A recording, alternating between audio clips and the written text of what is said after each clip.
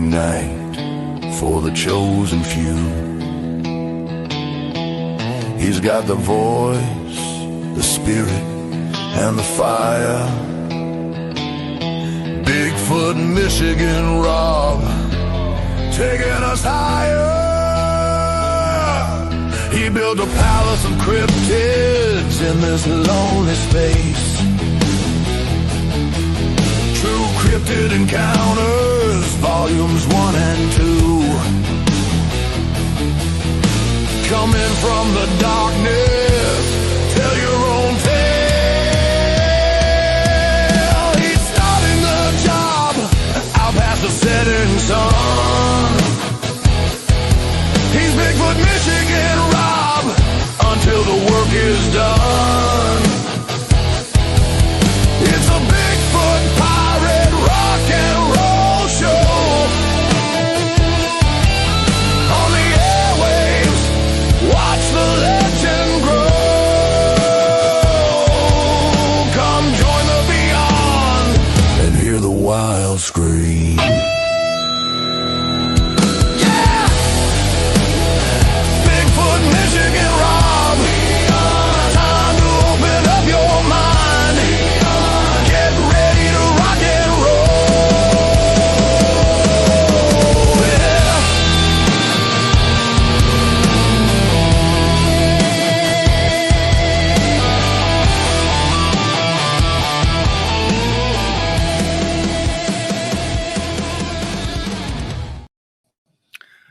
Boom, there it is. Welcome, everybody. It is, of course, BMR and Beyond. Every Tuesday night at 9 o'clock in the East with the lovely Krista. Krista, not with us tonight. I'm not really getting into that. She is, how shall I say, got a leg up somewhere. Yeah, she does. She had an injury. So, yeah, she's resting at home in bed. But I got the lovely Brandi from the Blondes and the Booze joining me. You can always see Brandi on the Blondes and Booze Wednesdays and Thursdays. Subscribe to the show if not already. And typically 90% of the time, 75% of the time, because Brandi late night with me and Monica on Late Night Into the Bazaar. So thanks to Brandi for coming on in. Thanks to all of you for coming on in. Hit that like button. Hit that like button. Leave a comment after the show if you would. And if you are new, please subscribe also to my channel. You all know what it's called. It's Bigfoot Mr. Rob. That's right. I need 13 more of you to subscribe. I know you're all subscribed now, looking in the chat room. 13 more. I topple 7,000. So get the word out. Share this out. Later in the show, Josh Turner is going to join us and sit in. Today's show, we're going to do some cryptids. We're going to do some, I want to do a little sea monsters with Josh. I don't think I've ever heard Josh talk about sea monsters. I could be wrong. So I ran that by him. He's doing a show on his Patreon channel right now. So whenever he gets here, he gets here. But we do have plenty to talk about prior to that. So please subscribe, hit the like button. Thanks to everybody who's bought my books. Bigfoot Michigan Represents True Cryptid Encounters, Book 1 and Book 2, all found on Amazon. Book 3 is going to come out. Yeah, I was talked into it. It's going to make the trilogy complete. I had volume 1 and volume 2, and it does make sense to do a trilogy. So it probably won't be out in this summer because something unexpected has happened. That ain't going to happen. So maybe by Christmas, I'll get that out and complete that and move on to something else. So thank you, one and all. Don't forget the Super Cat. The Super Cat. The Super Chat is open. It's a great way to help support what we all do around here. Thank you in advance for that. Also, you can become BMR Pirates Mateys. Join the many, join the few, depending on your point of view. You get a picture of good old BMR sporting a bandana in the chat room. That's what you get. But also, I do have members-only videos. So hello to everybody. If I don't say hi, don't mean I don't love you. Hey, Stacy. I do see Stacy really fast, who is a pirate. Thanks to Stacy. Thanks to all of you. I'm going to bring up Brandi and get on with it. If I can add her. You get me on the channel. Hi. Boy, I almost frantically thought I couldn't add you because I was just watching Paul's show for a brief minute and they couldn't add their guest. And then I hit click on Brandi, and it didn't pop up. I had hit you twice. Well, So I was there like, you oh go. So, no. I but said, here I am. I'm here. and there you are. Thanks to Fidesz. Check out Yeti Audio Lab and sub. Okay, well, Fidesz, that's her channel now. Well, I know it's Oregon Bigfoot Fidesz has a channel, and I guess Fidesz, is that a new channel? You've got to let us know that. But thanks for the super cat. And with that said, I do this on my first super cats, of course. And Fidesz actually put together this. I don't have the other one put up yet, Fidesz, but.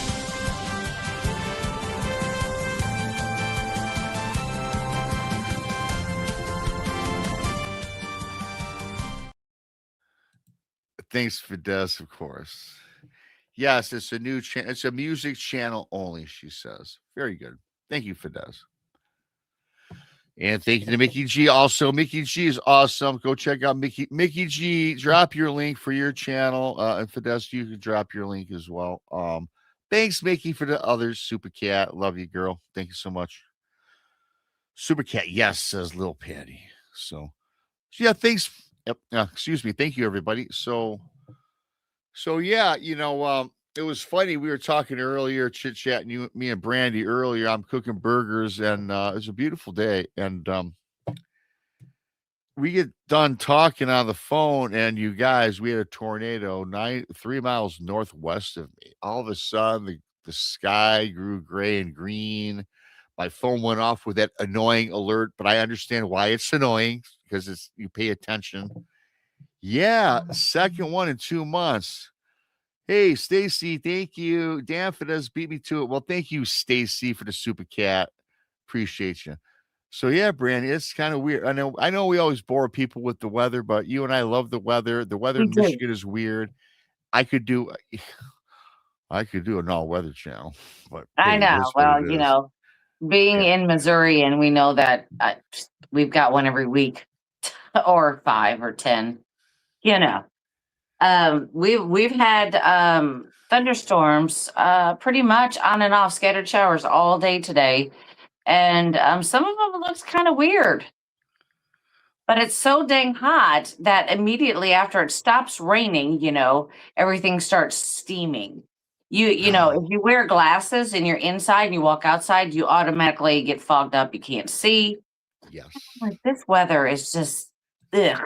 Because normally we don't feel the humidity and all of that till about August. Nope. It's Right? June. So that Yeah, scares me a little bit. that's very scary. And it's funny you mentioned that because today was such an odd day.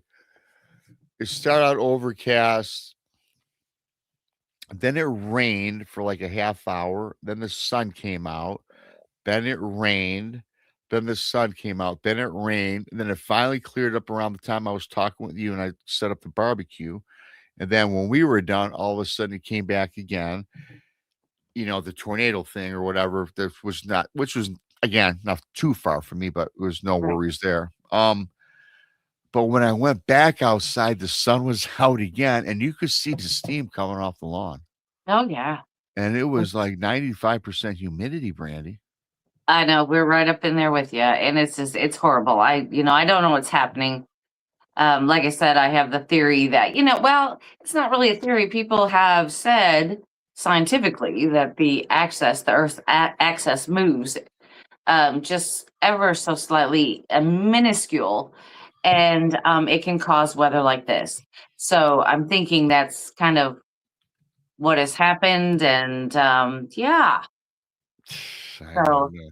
you know, I mean, it scares a lot of people, because I mean, we don't want the next ice age, or I don't know, Oh my God. fireball, whatever. No, we don't want the next ice age. We don't want the fire of what's that? Yeah, The fire of what do you call it? With all the Haiti. the fire of Haiti. Yeah, what's that? The ring of fire with all the Yeah, the ring volcanoes. of fire. I Yes. think we talked about that last Saturday. Yeah. That actually, I mean, I always read about that and heard about that. Come on, really? That can happen and end the world? But I guess if the ring of fire was set and all the volcanoes went off on the same day, we'd be done for. Oh, Just like that. yeah. Just like that. Boom. It's fun. We're vapor. We turn to vapor. Yeah. We'll be like Unless, Pompeii. yeah, the last days of Pompeii. I Yeah. remember that. That'll be us. Yeah. Forever covered in volcanic ash. Well, the only cool thing about being vaporized is wherever you're out, wherever you're at, one of your imprints will forever be embedded in the earth. Yes. Yep, that is That's true. kind of cool. I mean, it Yeah. would be dead, of course. Yeah, I've seen a lot of stuff. Especially when I'm researching a lot of stuff on Sasquatch and its origins, blah blah blah. Well, of course, that goes back to Neanderthals, Denisovians, da da da da da. And so then I come across, like dinosaur tracks and everything that are just, stuck forever into rock. And it's quite amazing what we leave behind. It's amazing. It is amazing that a vapor, it's just so amazing that your imprint can be left behind in Yeah. a millisecond. Yeah. Fascinating stuff. It is. It is. I mean, I never had the patience to study just one thing. So, but if there was one thing, I guess that would have been it. That definitely would have been it. And so I would have been interested in Sasquatch anyway. You know what I mean? I'd have ran across it anyway. It wouldn't have mattered. There we are. I'd still ran into all of it, But eventually your path will take you where it's going to take you, right? That's it. That is absolutely true. That is absolutely true. But I also like your point though, because I'm really all over the place. I can't tell you how many people. Okay, when I was starting to get serious about what I'm going to do with my life, I don't know what grade that was. 9th, 10th grade, I don't know. My mom and dad mostly were on me about, hey, you guys start thinking about college, this, that, and the other. I must have wanted to be 1,000 different things when I started thinking about it. It just became so frustrating that I just gave up. I said, I don't know. I'll just go to college. I'll figure it out in college. Yes. I did want to be a weatherman though at one point until I was told you need to be good in math, and I absolutely suck at math. Oh, geez. All the cool jobs, you have to be good in math. Yeah, well, yeah. I mean, everything that I wanted to be growing up and even into young adulthood, I never was any of those things. So it's okay. It's okay. Life will take you where it's going to take you no matter what. Looking back, I like what you just said because I really can't see myself as a weatherman wearing a suit. That ain't me. I did want to be a broadcaster and go into journalism because I could see myself doing that. But my could see you doing sportscasting for sure. Yeah, for sure. Yeah, I knew nothing about cryptids in college or in high school. I mean, I knew about Bigfoot and paranormal and ghosts, but not like today, right? Right. So I could have been a sports guy. And my dad says, son, I'm going to tell you a little story. Great ambition. You know how many people don't make it? And if I'm going to pay all this money for you to go to college, I mean, goddamn well sure you got a job. So I kind of put and I could have been rebellious, said, no, Dad, this is what I want to do. But, we all go through it as kids, depending on your relationships are with your parents. So yes, I didn't do that. And now I do it today on YouTube. Make way less money, but, right. And then, I guess my dream was to be a large animal vet.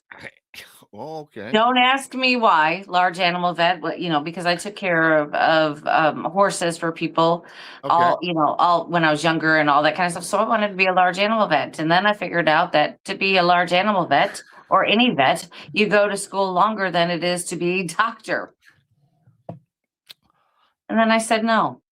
Yeah, I said no. I think. Hey, listen, you got to go to school for about 8 years to be a vet. Yeah. I think it's 8 or 10 for a doctor, but still 8 years to be a veterinarian. Well, a large animal vet might be a different specialty, though. When you go into veterinarian school, you have to learn of all animals, not just one, like doctors, one human being. Yeah. So Yeah. That's fascinating because one human being is one human being. Right. You learn the male and female anatomy and how to take care of it. Yep. A goat, a sheep, your little Toto, your little kitty cat, your parrot, they're all different. Yes. Yes. Absolutely. Yeah. Absolutely. I'm So learning things today. I didn't think about that, but you're absolutely right. yeah. Yeah. So I decided not to do it because you had to go to a regular vet school, veterinarian school first, and then go into your specialty after the fact. So absolutely not. Yeah, No. I'm like, absolutely I don't want not. to go to school that long. There's no way. I would not be able to focus. I'm all Yeah, over the place. I yeah. wouldn't be able to do it. Hey, listen, let me tell you something. My first two, I first of all, oh, well, first of all, I did love high school. I was smart enough in high school, anyways, to kind of do my thing, right? And I must tell you, I did enjoy going to college. I loved it. I did. I liked high school better, but in college, Brandy, I got to tell you something. The first 2 years of college, outside of maybe some social life, but you're not a social butterfly as a freshman, even a sophomore. You're feeling your way, and you're kind of all these new surroundings, living away from home for the first time, right? And you're trying to study. But I must tell you, the first 2 years of college was advanced high school. What do you mean I got to take English and math again? This is college, man. You don't get into your field of study until your junior year. Mm-hmm. So that was too long, aggravating years. I got to tell you. Yeah, I was just like, I just couldn't. You I know? just couldn't. I mean, they don't have a cryptid zoology school. I wish they did. Yeah, and if they did, today I'd have done that today, Yeah. but back then I don't know that I would have because I wasn't into it like I am now. Well, I mean, think about it then. I mean, cryptozoology. I mean, then we'd have to get into archaeology, and then, Yeah. that just it just expands. Yeah, it expands all over. Like we always say, paranormal, cryptids, UFOs, aliens, all this stuff. Right, It all ties in the same thing. It's all connected. So eventually we would have gotten back to something, someplace in the world. right, right. So, I yeah, I mean, I could like win the big Powerball or something, and we could open that school. we could if you win Yeah, the Powerball. and we'll invite all of these big names in the communities and say, hey, will you teach a class? Yes. Wouldn't that be cool? Yeah, I would Mhm. teach one. I know. We could like hold it just, I mean, for like 6 weeks. We can do 6 weeks courses. You know what I mean? Yeah, a 6-week crash course. Yeah. I hold no advanced degrees in any of it, but I've got knowledge and experience, and I've seen things. That's And what you anything want, we right? say, you can't prove it's right or wrong. No, you can't. So there you Just go. you can't. Yes, you're not right. You're not wrong. Just like it fascinated me about the weatherman. The only job in America you can make 6 figures, and you can be wrong every day and not get fired. Right. Yep. You Just know. think about some plausible theory out there and just roll it right out. Yeah, the weatherman today's it's going to rain at 9 o'clock in the evening, and it rained 3 times and had a tornado all within 6 hours, well Yeah. before 9 o'clock. Yeah. And the weather says after this morning when we had a short little rain, it's not going to rain anymore. Mm, They lied. It's rained all day. of I don't course, know. yeah, of course. Gosh, they did. So Yeah. yeah, I don't count on the weather. I don't even. You know what I do for weather? If I want to, I'm really attracted to weather because of the gardening that I do. Because I don't. I've got it down to a science how to water everything because I used to overwater stuff and kill it, underwater stuff and kill it. So now I figured out my science behind it. But it is relative on what's going on with rain. I never listen to the weatherman. You know what I do? I just go on the radar. Yeah. And I track the weather from all around where we all live. To Right. see the patterns. So I'm kind of teaching myself half-ass, what meteorology in a weird way. There you go. There you go. I You mean, know, it's the amateur amateur version. meteorologist. Yeah, You know, I mean, Um, we could do a show on that for an hour every week. oh, we probably could. Me and Monica could talk gardening for an hour, a week. We could do that on the other We daytime can, show. yeah, we could muddle through. It's not a big deal. What's cool about all of us is we're very versatile. We can go in different directions. It doesn't always have to be weird stuff, but Yeah. or paranormal or cryptids, but you know what? I'm going to bring this up because I did not realize. I realized just today, actually. Um, this morning. Well, my brother and Karen, my sister-in-law, they are in Las Vegas, Okay. and it's June 9th, and they go to Las Vegas for 3 weeks starting in June 9th, and they come back maybe the last week in June, or they go for 2.5, 15 days, 12 to Hmm. 15 days, just depending. They've been doing it for like 20 years. Now, they're not big, ferocious gamblers. I used to go, I went for 7 straight years back in the day with them. We always still stayed at the same hotel, but they play Texas Hold'em, and they're very good card players. They don't hang out and play slot machines. They play their poker, have their dinner, they sightsee, they look at the people.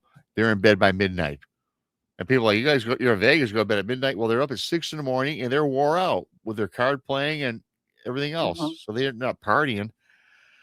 They have their libations, of course, throughout the week. But the reason I bring it up is the anniversary. Remember last year when they went away this time of year to Vegas and I had that nightmare, Yes. that very vivid, lucid dream about being in Las Vegas when they were there and losing a hand playing poker to a guy that says he was the devil, and I lost with 3 sixes. You remember that whole story? Yeah. I'm not going to tell the whole story, everybody. If you follow me, you've heard it. If you're new, it's kind of crazy. So I'm not going to tell the whole story, but so the gist of this story is it was last year, and it just so happens I woke up, had that nightmare story. I got up at 2 in the morning. I did a live show on it.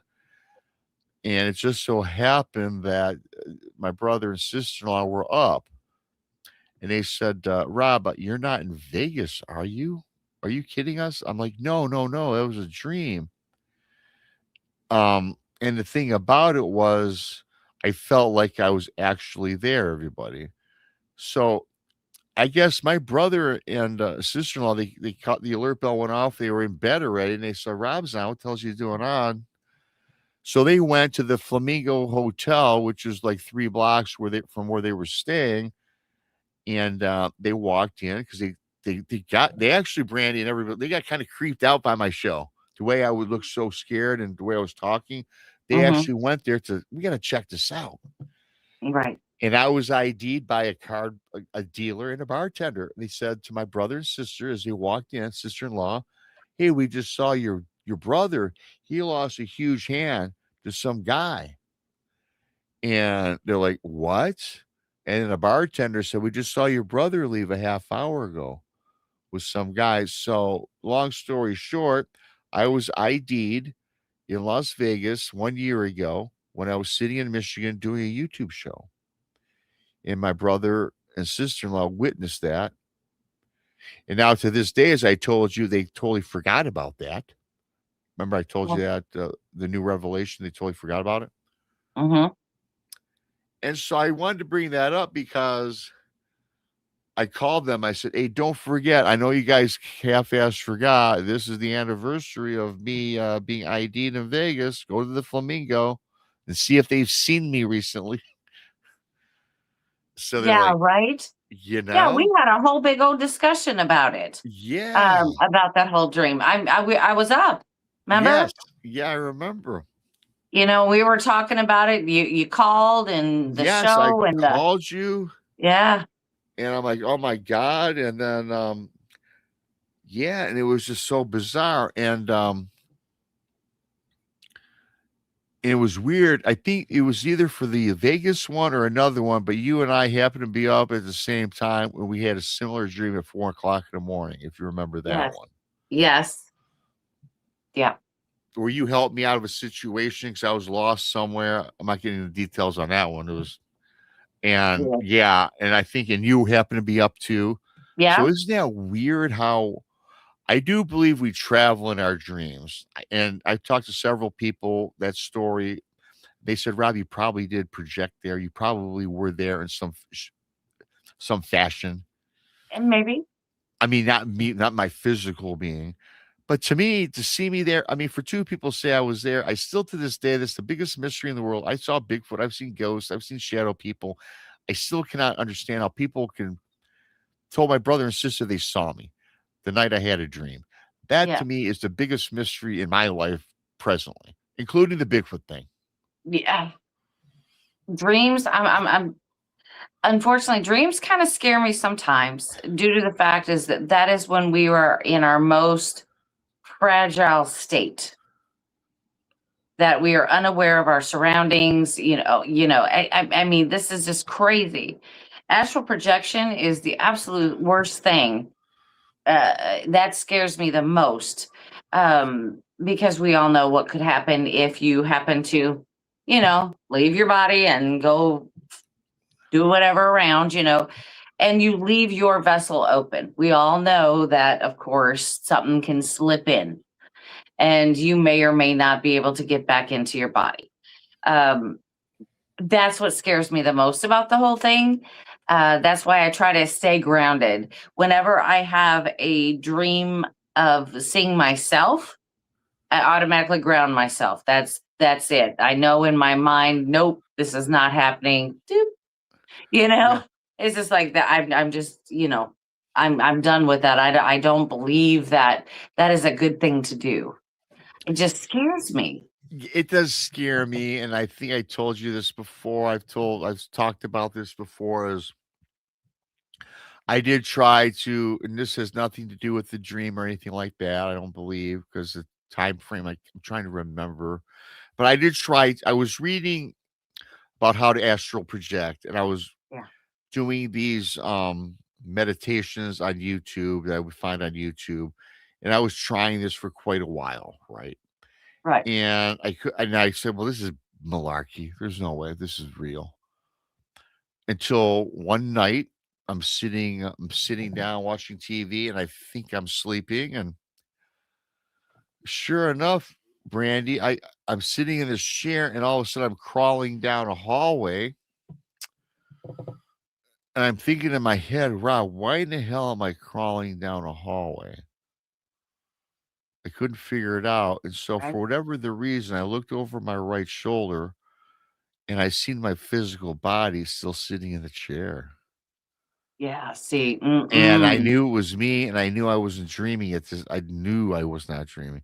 And all of a sudden, I snapped out of it and just kind of, because I was Yeah. scared. I said, oh, no, no, no, no, no. I'm not Yeah. doing this ever again. Yeah.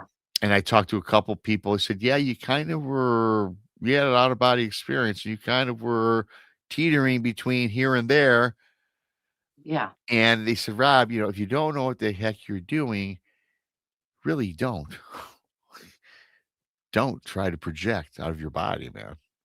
Well, I think my youngest daughter is experiencing some of these things that you're talking about. We had a long discussion about it. And what she's describing me as she's quote unquote sleeping sounds like she's having an out of body experience. Oh, Um, really? yeah. So I had a long discussion with her, and we're getting her some help to figure out how to snap out of that when she's sleeping. Because she said she has seen herself, and I'm like, oh, not a good idea. And then I explained to her why, and she's like, yeah, I probably need to get a handle on that. And I said, yeah, you do. We have a very calm conversation about it, but she was very curious on different things. And I said, well, some people do it and they have no fear. But I think once you leave your body and leave it unattended, that is setting yourself up for something bad to happen if something is close or nearby. And dealing with the things that I deal with and that she deals with, with the paranormal and things like that, of seeing ghosts on the regular, blah, blah, blah. We have, of course, my house is got its own spiritual spirit thing happening. Um, Yes. so here is it's not a very good idea. So she's like, yeah, you're probably right. So we are talking to some people and that are helping her so she can Oh, figure out that really? she's not supposed to do that. Yeah. Yeah. Yeah. Well, that's very good. Good to hear But that. there's people out there that can help you. Um, one person said basically where you visualize a ladder where you're crawling back up into your body, like you just start climbing a ladder into your body. The other one is willing yourself back into your body. I mean, there's several different ways you can do it, whatever works best for you. Try that. Okay. Yeah. So I mean, you could be like, I don't know, walking down the hallway back to your body, or, whatever you decide or determine for yourself, that's probably what you should do. Whatever it No, takes, don't do that. just don't do it. Just don't do it. I don't recommend that. Don't recommend it. No. And like you said earlier, I mean, if you do leave your body, you can get trapped somewhere, and I think you were alluding to not make it back here, everybody, Right. Or something slips in or where something you're sleep, supposed to yeah, be. or Yeah. something replaces you, like a Yeah. like a Yeah. what do you call it? When a demon overtakes your body, Yeah, possession. possession. Yeah, Yeah, but I mean, you could think about it this way. It doesn't necessarily have to be that. I mean, it could be just yeah, right. something slips in. Hey, they look like you, they talk like you, but Yeah, guess what? Guess what? They don't act like you. It's no, something totally different. So that's never a good thing. So, it's never ever a good thing. No, it's right. not a good thing, and that's a scary thing that happened to me, and this, that, and the other, and the tornadoes are always scary. Everything's scary, Brandy, as you well know. I know. Dreaming about tornadoes is scary. You know, yeah, being a storm chaser. Right Um, now. so with that being said, thanks to everybody for coming on in tonight. Hit that like button, subscribe if you're new here. I appreciate that. And it looks like Josh has made it. He was doing his thing on Patreon. And so we're going to get into it and bring up Josh for the rest of the evening. And let me see, he's getting ready back there. Let's pull him up now. There he is. Hey, Josh, how are you? He's getting all Oh, together. He's getting there he is. together. You brought him up a little too soon. Yeah, I almost timed it perfectly, but I missed out on that. So, All right. hey, Josh. What's going on, guys? Oh, Nothing. nothing. Not too much. We were just talking about out of body experiences and Astral projection, astral that sort of thing. projection and a few other things because I left my body some time ago, which was scary as hell. And I appreciate the fact that you come on after your show early on Patreon. It is correct. No, it was members. Oh, members only. Members only. Yeah, it's All members right. only. Well, with that being said, I'm going to get off of here. I am steadily getting ready and getting packed to go to Ocala, Florida. So if you're going to the great Bigfoot conference in Ocala, Florida on this Saturday, I will see you there, everybody. So, Randy, before you yes. go, though, I just have my mom really quick, and then when I get back, you bolt out of here. Go ahead, Yes. if you would. Thanks. Okay. He's like, I'll be right back. He's like me. He's like, hold on just a second. Don't leave me yet. So But, you're getting ready to go to Ocala, Florida? Yes. Oh, okay.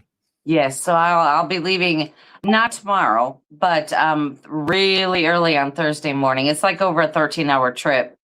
Oh, So dude, you're driving? yeah. Well, Oh, I have to with all the stuff I've got to lug around. Absolutely.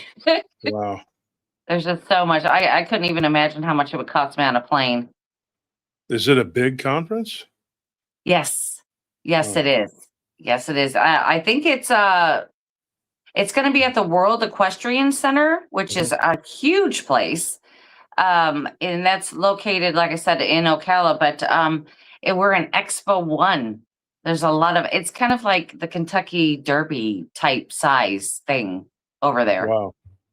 So this will be my first time going to this conference, so I'm super excited. Blondes and Booze and Relic Films are one of the sponsors for this conference, so I got to show up. Is Krista going too? No. Krista fell and broke her ankle. And her car is a stick shift, so it didn't matter what ankle she broke, she can't drive. Oh man. Yes. So she is not going. We were taking her daughter, my daughter, and her and I. We were going to take a girls' trip, and it just got squashed. So I have to go it alone, but it's okay. It'll be all right. It's going to be a real fun weekend. Like I said, there's going to be so many people, and it's going to be super exciting to meet all the new people and people I haven't seen in a long time. So it'll be fun, though. Yeah, cool. Well, you be safe. It was good seeing you, Brandi. Oh, it was good seeing you.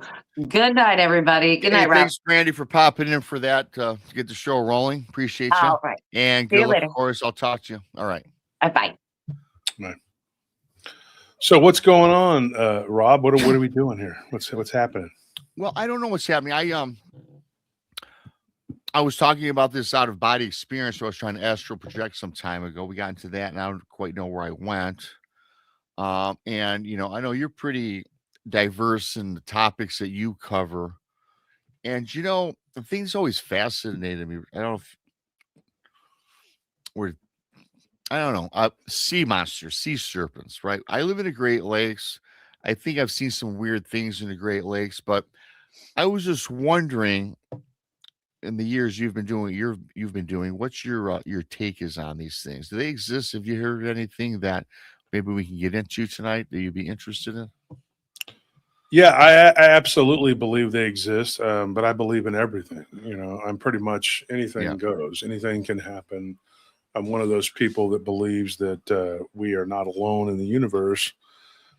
People will debate whether or not aliens exist in the way that we think they do. They think that, maybe they're demons or, angelic beings that came here from wherever they came from.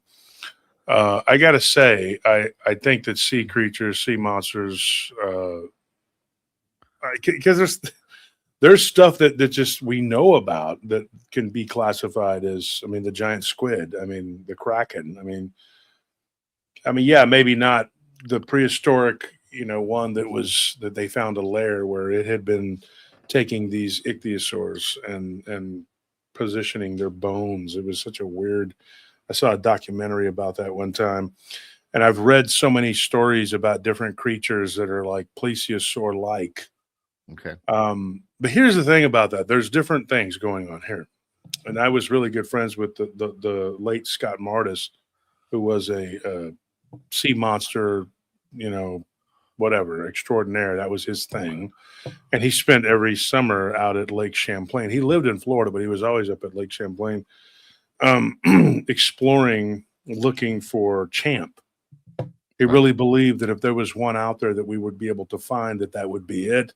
And I don't think he was wrong about that. And I think that there were a lot of people who can attest that is probably the one that would be the most likely to exist. Yeah. But I got a story out of Lake Superior that was from a listener that was sent to me. And we told this one it's been a long time now. It's been years, probably 4 or 5 years, but or if not longer, but it was of a giant wolf-like thing. But I can talk about that in a minute. Sure. Getting into the theory of what they are, what they could be, I think there's two different things here. Scott was very much a flesh and blood person when it came to cryptids, but then right before he passed away, he was starting to kind of come around and change his mind that maybe these things are not what we think they are. Maybe they are actually some kind of interdimensional, which is the word he used, but I don't think it's just interdimensional as much as it is just something that can survive simultaneously, because I don't look at time the way people do. The Mandela effect, to me, proves that we are living in a simulation that is easily reconnoitered to fit whatever agenda. And I think that when you start messing with things enough, you may end up with multiple things happening simultaneously. Okay. And also, if you had a population of dinosaur type creatures or even Pleistocene era type creatures, if they survived, more than likely they're not going to be the same. I think that they might be smaller than they were, at the age of the dinosaurs, the Cretaceous era. You're talking about millions of years. And some people will say, well, the Earth isn't that old. Yes, it is. And I just can't believe that people don't believe that. But did we live side by side with them? Yes, we did, or at least our ancestors did, and our ancestors were giants. So that's another thing. There's a whole nother, whatever. And civilization has been rising and falling for millions of years. It's just a fact. Right. And, we don't know what was here, as far as humans or our ancestors. We don't even know what they looked like. We know that they were giant because we found their bones. And we don't really know carbon dating, like how accurate it is. There are depictions in caves of different types of dinosaurs that were from different eras, Jurassic, Cretaceous, all these different eras.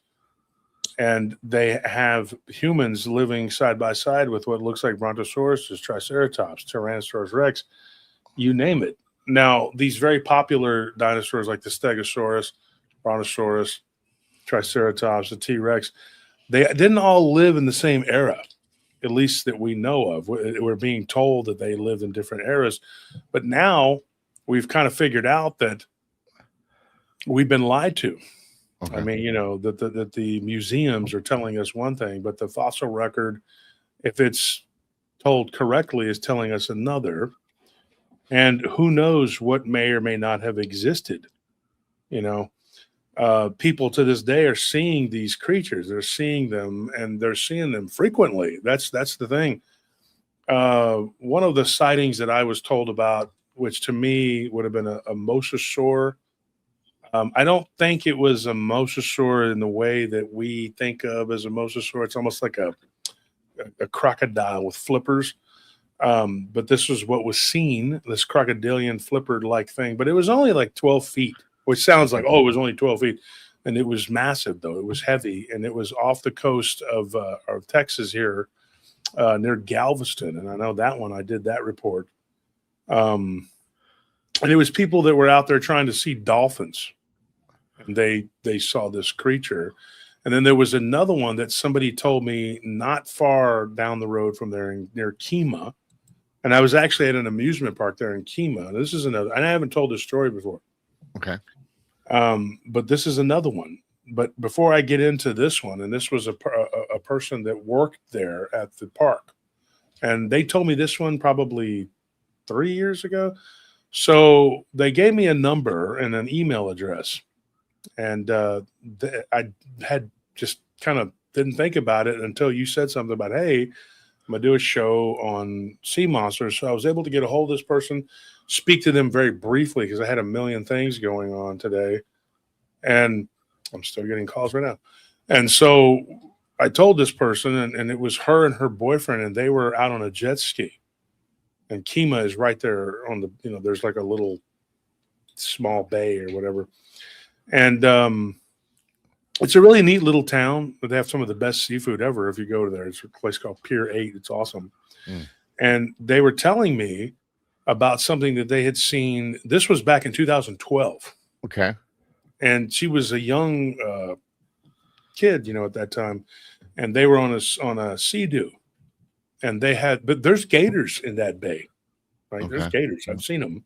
I mean, you can drive down these little whatever, and you can see these eyes sticking up, you know. Okay. So at first she thought it was a gator, and it's probably not the smartest thing to ride around in a sea-doo out there with the gators out there. Right. But, you know, people in that area are used to the alligators. So far that I know of, they haven't attacked anybody. So they kind of have a little area where they hang out near the brackish area. And so they were out further out. And they see this thing that I can only describe as a mosasaur-looking creature. About 8 feet long, gator-like head, but it had flippers. And these gators, as we know, don't have that. Right. And so I talked to her earlier, and that was the story. It wasn't a real long, involved story, but it was a greenish gray color that looked like it was kind of blended in, you know. And it was her and her brother were on sea-doos with their dad, and they saw it, and it surfaced, kind of circled around, and then went down, and they got the hell out of there. But yeah, that story was really weird. And she said, yeah, I never went back out into the water out there again. She's like, I was a kid. She's like, I was only like 14 at that time when it happened, you know, but yeah. So, I mean, there you go. I mean, what was that? You know, I mean, you're looking at something that was, that looks like a prehistoric creature. Because when I told them about our show or whatever, it was, you know, then the conversation started up. Oh, me and my brother saw that. And it was me talking to a guy that was working there. And she started talking about it. And then that's how we ended up getting the story. And it was at the Bubba Gump Shrimp place or whatever. There was, my wife was in there, and it was hot. And it was a few summers ago. And I was there with Anthony and Nellie and inside that place. I don't know who else was with us, but us three were in there because it was hot as hell. And it was a bartender that was talking about it, and it was a patron who claimed that she worked there. I mean, I don't know if she was working there at that time, but she said she worked there for the carnival. Okay. They have like a little carnival thing there, and that's how I got that story. So that was one of the intriguing ones that happened right there in Kima, and that would actually go in time with the story that I had been given about Galveston. The one from Galveston, I think, happened in 2010, and it was a very similar creature, and it was a 12-foot long, weird mosasaur type creature. This looks like a dinosaur. If you look up a mosasaur, that's, you know. Let me see if I can pull one up here. I had one on my phone here, and I just freaking lost it. My phone has been messing up, dude. All these damn updates. And they're like, oh, we've updated your phone. You mean you messed it up now? Okay, good. Thank you for that. But here's like some AI depiction of what the head of it would look like. Like a vicious looking, nasty looking... that kind of looked like a crocodile head or something. Yeah, a crocodile with like a. Oh, there you go. There's one. What? Hold on. It would look something like this. It would look like that. Oh yeah, I've seen a depiction of that. That's kind of yeah. Yeah, and then even still, there's another one there. Oh yeah. So, okay. yeah, something like that. And I think what this thing is, I think that it exists. I think that they are smaller now. They're not these gigantic creatures. Of course, if you get biblical, you would hear that giants, you know, they were walking the earth, and, you know, you're talking about 20 foot tall all the way up to, you know, this unbelievable height that when they died, they became mountain ranges, things like that. But these beings, they were huge. But then the creatures at that time, the predators and the megafauna, they were huge too. And the other, one of the most popular sea creatures, of course, is the plesiosaur archetype. And everybody probably knows the and that's long what neck. is that supposed to be Nessie? Yeah. Mm-hmm. Okay. Yeah, and so talking to there was a story that was in Fate magazine. Mm-hmm. It was very popular. I think the year was 1966. Somebody might go check me and say, "Oh, that's not correct. It was 67." I don't know, but there were 4 or 5 teens that were on a boat, and they got capsized. by this was off the coast of Florida. Okay. And I thought it was interesting that Brandi was talking about Florida because this was off the coast of Florida. And if you look this story up, and I don't remember all of it, but when Scott Mars came on the show, I believe we talked about it. Okay. And it was one of those stories where it was terrifying, and you remember it, and it kind of sticks with you. But the story was that there were like 4 or 5 young men, and that they were. Oh, that's interesting. We were just talking about the Mogollon monster earlier because Patreon. We were going to go back and do Arizona, Bigfoot and the Nature of Reality. We do that every Monday. That's interesting. And then you found a mosasaur too. Yeah, because most of America, all through that area, the middle of America at one time was a shallow inland sea. It was a warm sea right there. And it went all the way up through the middle of America, from Texas all the way up to Michigan. This was all just underwater. Yeah, at one time. And then it was mountain range on this side, mountain range on this side. The Rockies are fairly, younger set of mountains, and the Appalachians are really old, but they would have been really tall at that time. They would have been more like the Rockies are now. But then in the middle of America, between those two mountain ranges, was just inland sea. So yes, there would have been mosasaurs in that area of the Mogollon Rim, Arizona, whatever. In those desert areas, people find teeth and things like that all the time. But so this plesiosaur Crete-like creature capsized these guys' boat, and it ended up attacking them. And I believe only 1 or 2 of them made it back to shore. I don't remember the whole story off the top of my head. There's been a million stories since then, but let me see if I can look it up.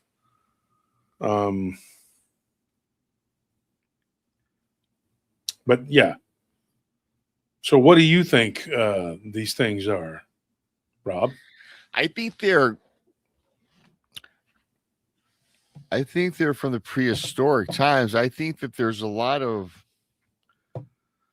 even if you go back to the megalodon out in the oceans, I think a lot of these are from prehistoric times, because if you think about it, really, Josh, a bird is a reptile from prehistoric times, right?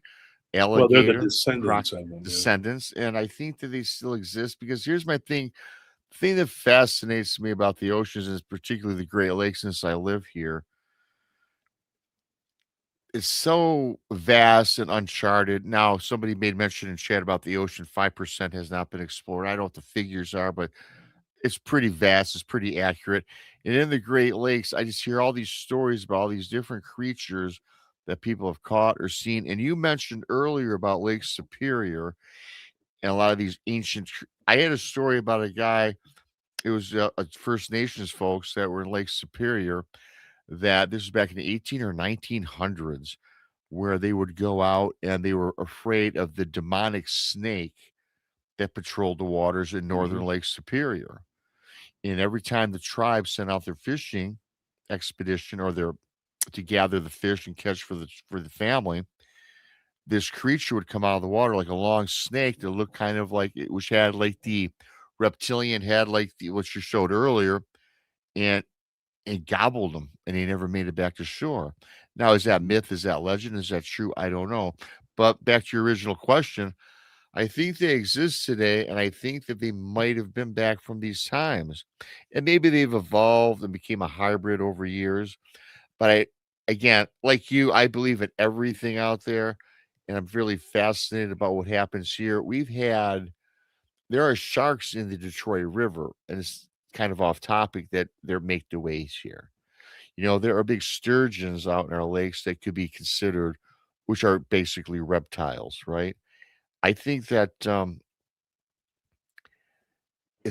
think it's as vast as outer space. I'll leave it at that. And I think that more exploration that we do, that this will come to fruition for us all, because we just don't know everything that's out there in this universe or in these waters. Yeah, and so I pulled up the story. I found it. So here it is right here. In Pensacola. I should have known that.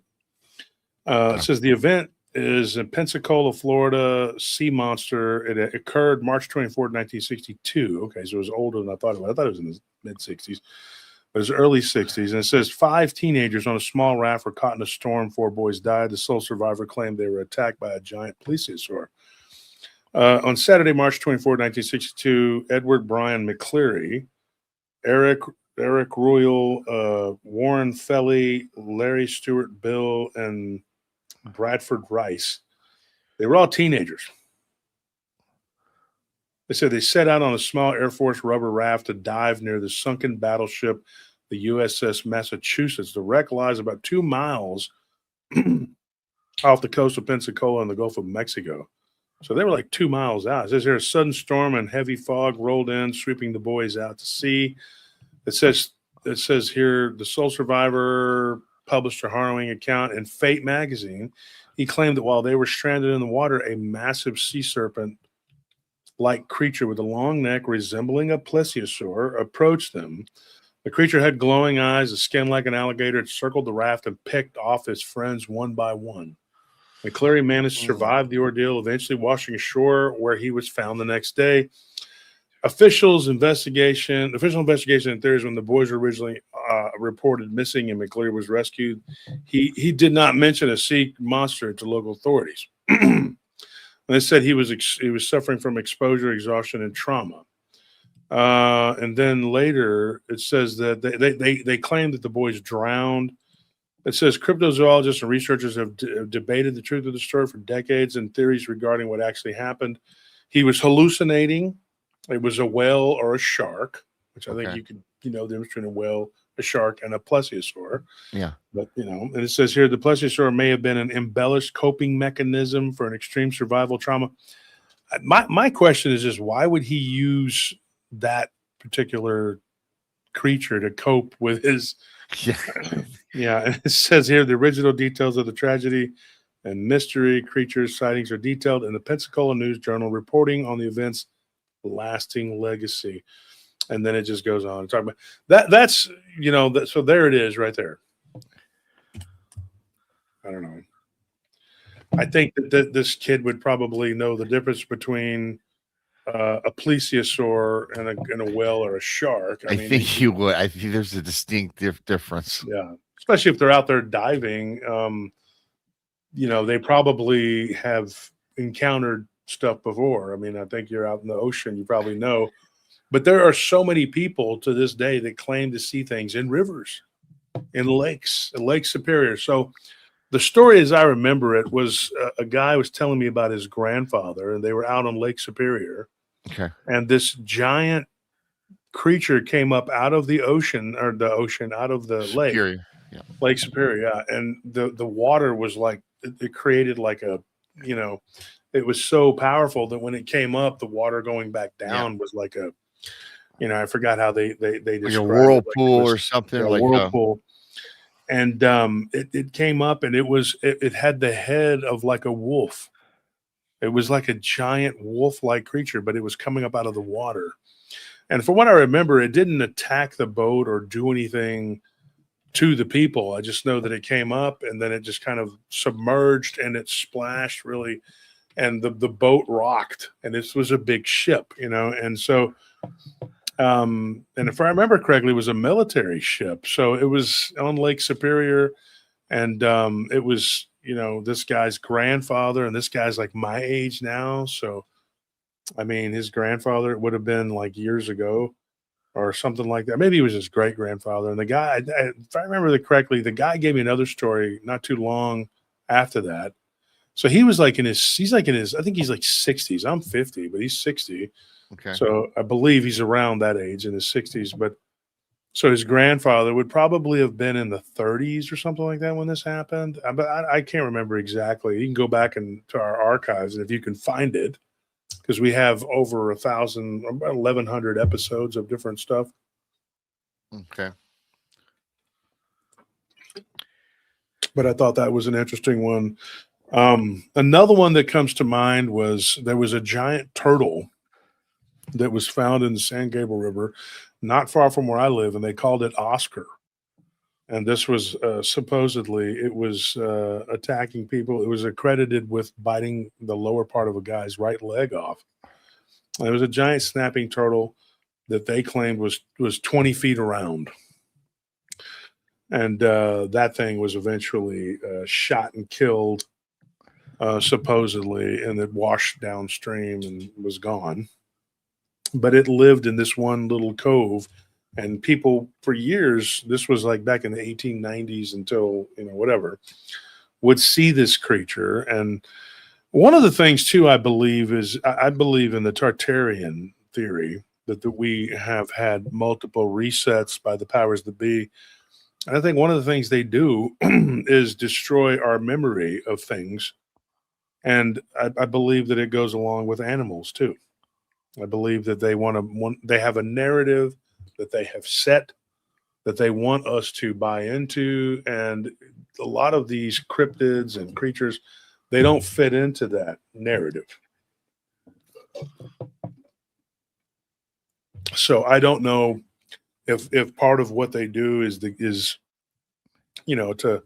basically gaslight us. I think I saw the word somebody said earlier, gaslighting. So they gaslight you, yeah. And then they tell you that these things don't exist and that we didn't live side by side with them, and that we can prove that, that there were millions of years before. But if some of the theories and stories are to be believed, and I don't believe that the Tartars, who are a race of people who were wiped out by the Cossacks, and I don't believe the Tartars were Muslims. I don't believe that is what Tartaria is. And I think that they used to put this on maps because that was the land that they rode through, was the land of the Tartars. But I think that there might have been a region there that went back to ancient times, and that Tartaria was a real place. And I think that that is the birthplace of steampunk. I have a whole theory about that. Was that another lost civilization? Tartarian? Well, a lot of people believe that there is it's a mud flood. I don't buy into that either. I don't see how all this mud flooded, and that's something that I'm not real big on. I believe in the Tartarian theory. It just makes sense. I believe that it happened. Now, I was one of the people arguing that the Civil War, they're like, oh, the Civil War didn't happen. It's not real. And I had a couple of people that came on my show on a Monday, and they argued that Civil War didn't happen, that was all just fake in the history books. And I said, look, I'm going to tell you right now, my grandfather's grandfather was in the Civil War. He fought in the Civil War, and he came back after he served in the military. And so my grandfather actually had his saber. And for years I had that, but somebody stole it. But yeah, it was horrible. But somebody broke in my house, took a bunch of artifacts that I had. But my house was like a museum at that time, and so people were like, "Oh yeah, let's go in there and take a bunch of crap." And it would be the day where I took my dogs to the lake, my two vicious dogs, But what ends up happening, I had talked to my grandfather many times about the Civil War and what he knew about it. And what his grandfather told him, my grandfather was born in 1919 or 1920, something like that. Yeah. I think it was 19. He had three brothers. I don't know. But they talked about it because their grandfather lived it. He was in it. And so I know that happened. But the reset may have happened after that, like maybe sometime in the 1870s. And I think the whole thing about Wilkes Booth and Lincoln and others is about sea monsters. But just to give you, just to preface it and give you the whole, there's a lot of information there. And I wish I had more time to write more books. My book should be out in about a week, I think, about vampires. But this whole thing, I think, is all connected. I was saying on my show earlier that I was watching Y-Files, and Josh Cutchins, a good friend of mine, was on there. Y-Files, is that the guy that has the goldfish? Fish and the goldfish. Okay. Yeah. Okay. Hecklefish. Yeah, I don't watch him a whole lot, but I was about to ask you. I flipped through it and I said, this really is probably a joke type thing. So I never really paid any attention. Is it worth checking out a couple episodes? So I thought it was like a kid's show or something. Yeah, I'm not real big on the way he does it, Okay. because like he'll tell you the fantastical tale and then he kind of tries to debunk it at the end. Ah. But a lot of times he comes out and says, I can't debunk it. But then other times, like, okay, for example, he gave a lot of credence to the Mothman sightings in Chicago. Yeah. Which I don't personally buy into. I think a lot of it was the creation of one guy, and that's my opinion. Are you talking about the Mothman in general? No, that just the Mothman in Chicago. Like Okay. there was this website where people were sending their emails to, supposedly, and Okay. guy from the Wi-Fi was just like, "Wow, this," and I'm like, "Wow, okay, you're buying into that," but this other Yeah, stuff okay. is like too far fetched, whatever. Yeah. He also had an episode where he claimed that Rosemary Ellen Guiley. Now he didn't say she was, but he posed the theory that she was basically had become an agent for the government and misinformation was kind of what she was doing. Now, that's not the first time I've heard that, but I think that there are a couple others out there that are doing it too. And I've seen that,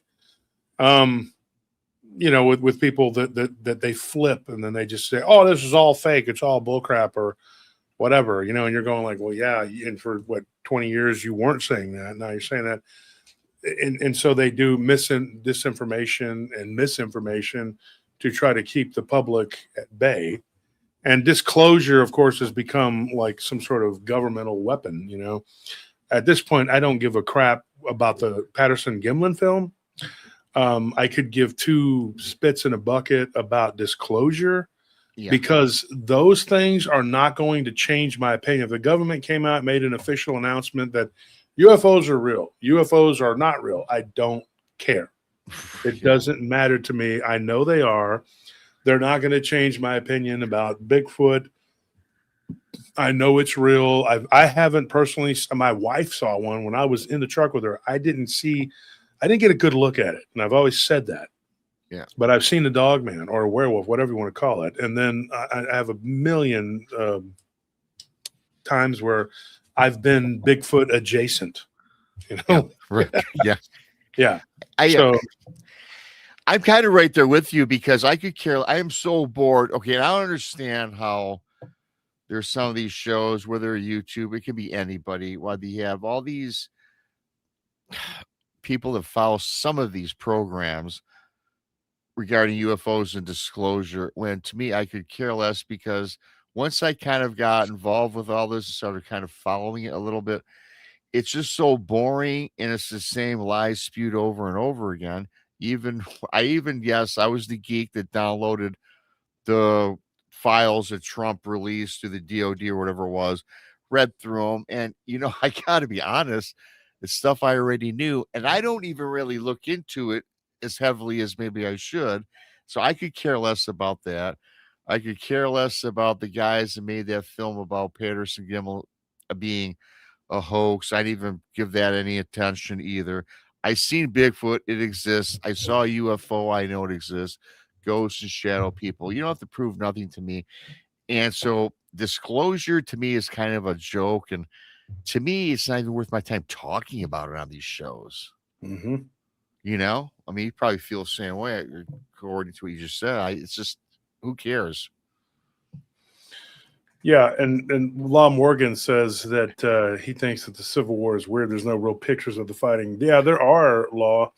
There are pictures of them kind of but the way that it was fought and the way that cameras were back then, you weren't really going to be able to take pictures of the fighting. World War I, you had a little more camera footage of it, and then World War II, of course, you had actual reels of them actually running and fighting, and you see Germans throwing grenades and crap. Yeah, you did not, you weren't going to get that in the Civil War. It was just the camera technology wasn't there yet. But I do believe there was a massive reset, and it may have come in the 1870s. It's a weird thing. Like if you look at mirrors, yeah, and how they were made back in the 18 up to the 1870s, 1880s, and 90s, then everything sort of changed. And Dick Richard says there's plenty of World War I combat footage. Yeah, but it's not as prevalent as World War II. That's my point. But yeah, there is, but there's not. It's not. Some of that looks staged too. It just shows tanks and the men jumping over and running, whatever. But and the tanks were very primitive looking too. But if you look at what happens with these wars, I believe that it was to cull a large part of the population that would be able to tell people about what existed before. And I think that a lot of the things when it comes to like cryptids and these like sea creatures, things like that, they exist for sure, but we are gaslit into believing that it's all bullcrap. Yeah. And that they can't possibly still be here because time can be folded and turned into a paper airplane. And so there is no time. Yeah. I do want to ask you this too, because I don't know. Okay, I'll just come out and say this. I'm not so sure that Nessie exists. I think the Lake Champlain creature exists. I just don't. What's your take on that whole? Whenever you bring up the Loch Ness monster, people like go somewhere else and watch another show. But honestly, I don't really. They do. I mean, that's how boring a lot of people find it, and I kind of do as well. Now, I did love it as a kid. In fact, I saw Patterson Gimlin as a young kid. Then I saw Nessie, and I was like, man, this is badass. I dig this. So I really looked into this as a kid growing up and in my early 20s, and I came to the realization that it's the same stuff over and over. How many times can you dredge this place with all these? Of course, we had advancements in sonars, and I get it. I'm going to say it doesn't exist. That's not my flat take on that. What's your thoughts? Well, I can tell you this. Here are the photos of the flipper. That was a flipper photo that was taken.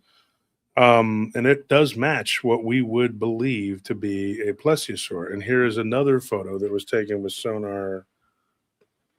1972, they did this Nessie quest, and there are other photos like this one. Okay. So I do believe that because there is a way in and out of there through the ocean, from there to the ocean. Oh, okay. But here's the rub. This is a reptile, right? Yeah. So how is a reptile able to live in that cold climate that we know of as the loch? So there's two different things going on here. One is that we don't know 100% that it was a reptile. We've looked at photos. People claim that they've seen Cadborosaurus. It's another one, that doesn't necessarily look, kind of has a wolf-looking head. It's kind of a weird-looking creature. But if you're focusing on Loch Ness, okay, here's my take on it. It's a real creature. Okay. But it's splitting time because time doesn't really exist. Let's put it that way. So it could be, as our colleague had corrected me once on the show, an egregore. Monica, she's like, it's an egregore. Yeah, that is not a tulpa. Okay, one is created by me and Rob, and the other one's created by just Rob. Okay, whoopie-doo. That's the difference. Monica said, okay, it's an egregore. Let's not piss her off. It's an egregore, Monica. All right, so this is what this is. Created and maybe conjured up by, Robert Plant and Jimmy Page. Maybe they were doing what they did over there at the castle. Yeah. Or maybe it goes back further to Aleister Crowley and Jack Parsons and the weird guy from the Scientology. Maybe they were out there doing, hoodoo, and they summoned something from the loch. And then Jimmy Page bought Crowley's mansion, right? Yeah, and he said there was some weird things that happened. Speaking of swords, there was a sword that fell and almost killed one of them. Something happened. Yeah. Okay, so let's say that for argument's sake, that's one of the ways that this could have come about. Or we could be more pragmatic and say that there is an underwater way that it gets in and out that's probably doing it for millennia. Okay. These are the descendants of the plesiosaur creature, which there are so many different types and subtypes. Yeah. And we know, if you ever look up Predator X, it's a terrifying creature. Which was, for all intents and purposes, a gigantic species of mosasaur. So let's say that these are a species of plesiosaur who obviously aren't very aggressive. They're not attacking people. They're not capsizing boats and messing with people. But you're going to go into the lock, even though there's hardly any fish. It's like, oh, it's not going to support a breeding population. It's up in the mountains and it was glacier water that whatever. Yes. Okay, fine. But this is fresh water.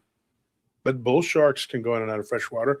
Yeah. Reptiles don't have a problem going out of fresh water, nor do mammals. And we know now that there are creatures that exist kind of in between mammal and reptile. And here's another thing. Think about this. This is thinking outside the box's box. Reptilians, people who are reptilians, right?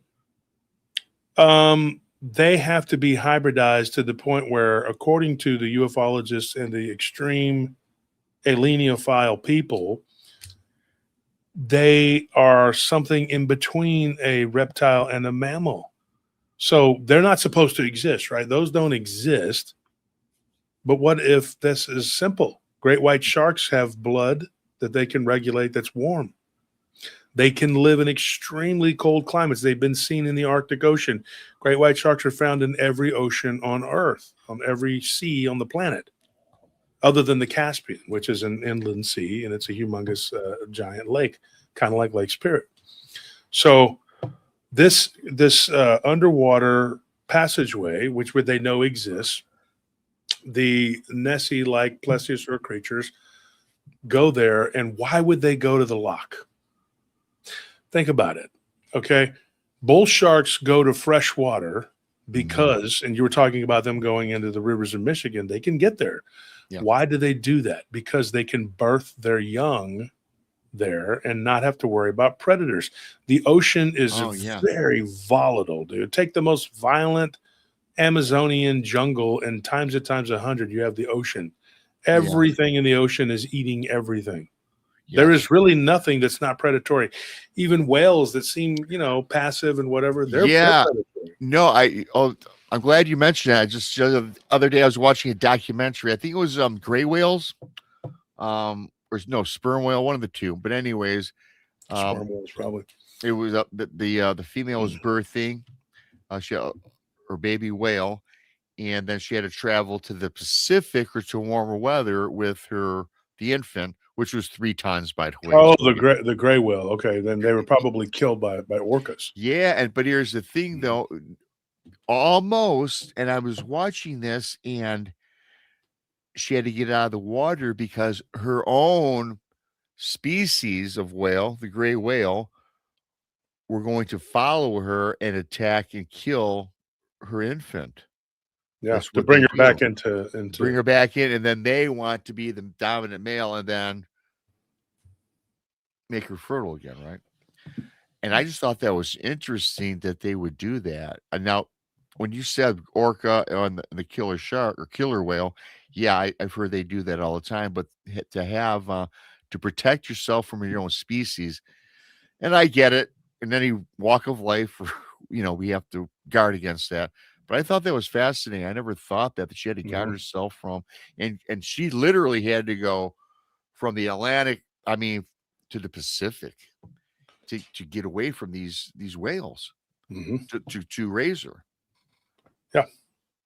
Yeah. And what if this plesiosaur, and we believe that it was a reptile because giant reptiles existed millions of years ago. So the only reason that we really believe that they are reptiles, honestly, all we have are the bones, right? Yeah. But we believe they are reptilian only in the way because of the era that we found their bones and carbon dating. But nobody believes that these whales existed at the same time. But you do have whales going back 30 million, like Basilosaurus. So if you look at Basilosaurus, it's actually a whale. But it was a predatory mean sucker too. And it was the species that would rival the megalodons. Around the time of the megalodons' rise, the megalodon and the Basilosaurus would have been rivals, and they would have killed each other. And we don't know exactly who would have won. I think it would all depend on who at that time was bigger, like whichever one was bigger. A bigger megalodon would take out a Basilosaurus, a Spilosaurus would take out a megalodon. Right. But, and we estimate, we can estimate all day long, 2 million years or whatever. Once you go back 2-3 million years, it's so far back, it might as well be a million years. It doesn't matter. But you have these giant whales that traded blows with these creatures. What if the plesiosaur is actually a hybrid from something in between a mammal like an Allotherius, which was, an offshoot that became a biological dead end, supposedly, and that thing was something in between a mammal and a reptile. And there were several creatures like this, some that lived on land too, that were sort of in between. One that looked like a saber-toothed cat. Can't remember the name of it off the top of my head, but they believed that it had reptilian type skin, but that it could regulate its body in different ways. And there were many, many resets that happened. And we don't know how far back it goes. Probably long before any super sentient beings were here like us, and the earth was terraformed over and over again. People don't like to hear that because then they think, that's not true. That can't possibly be. Well, I mean, the odds of us just having spontaneously burst out onto the scene are like 1 billion to 1. But there are the idiots that will believe this, and they'll be like, so you're saying there's a chance? Okay, yes. Yeah, sure. And this is intelligent design. And I can tell you this, when they're finding, the code and everything, which I first challenged this when I was a freshman in college, and we were talking, it's always pi r squared. That's like, that is just, okay, why? Okay, doesn't matter. Phi, if you look up the number that equals phi, it is found all throughout nature. Why is that?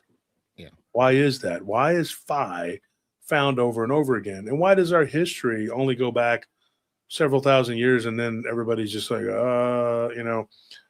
well, it's been reset over and over again. And the powers that be, I'm sure, at one time, they could access going back eons, but it was destroyed and it was kept from us through an alien intelligence that's probably been around and been a part of the fabric of our existence, creating this matrix that's overlaying our Earth. And probably for a good while, I'd say millions of years, if not 1 billion years, because the universe is 14 billion or 12 billion, something like that. And we're 4 billion, 4.6 billion roughly years old here on Earth.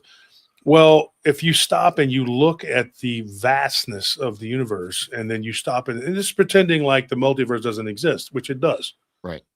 But if you were just to look at our one slice of this multiverse, just one universe, okay, and it's been 14 billion years, that's a lot of life to rise and fall, rise and fall, rise and fall. And you have civilizations from other worlds that have risen and fallen. And then each one of those slices of the universe, of the multiverse, now let's go to the multiverse, has 11 known dimensions. If you were to believe string theory, which I kind of do, I say kind of because there could be more. There could be 9 to 12. So the multiverse has 11 different dimensions in each multiverse? In each multiverse, right. So when people start talking about alternate realities, they kind of default to, it's an interdimensional thing. And I'll tell people could be interverse, and then you have these snarkastic people who will just be like, well, actually, basically, and the universe is ever expanding and blah. And you're like, okay, yeah. And you have nothing but your mind because you've never even seen a gym. These are the people that overthink things. You know what I mean? They overthink things. And then they take a shot of whiskey and they think that they've solved the riddle of everything. And they start talking and then you want to slap them. The problem with that is that they're going along with academia that was put in place. And this goes back. That's why everything is connected. It goes back to Tartaria. They shut it all out. They shut it down. One of the most intriguing stories I was ever told was, and this came off the heels of the Belarusian vampire story we did. And this guy, Alexia, who told us this is his name. He told, or Alexei, I can't say his name, Alexei, whatever, Alexei. He told me, he says, there is places here where we go, and they have a map, and they shows that there are monsters on the map. Over here is the Bigfoot. Over here is the giant wolf. Over here is the sea creatures, monsters, and he was telling me about it, and it was an old world map. And on that map, it said Tartara, not Tartaria, but Tartara. Tartara. Yeah, or it'll say Tartary, and that was this map that he had that was his great grandfather's map. And they found this just going up into the attic of a house that had been abandoned because in World War II it had been riddled with bullets. And these wars are super duper destructive, and they wipe out all of the old world architecture, and they destroy all of this old Tartarian whatever. When people think that World War II was just about a bunch of guys, one of them with a mustache who wanted to take over the world, and another guy that looked like Super Mario, and he was a communist, and blah, blah, blah. What they don't really understand is that this was all orchestrated by a specific group of people who wanted the old world destroyed. And I talked about it on Random Files, and what they do is they want to destroy any vestige of the old world where you had these spires. People say, well, those are lightning rods. No, they're not. And if they were lightning rods and they did their job, why would you take them off of all of these buildings?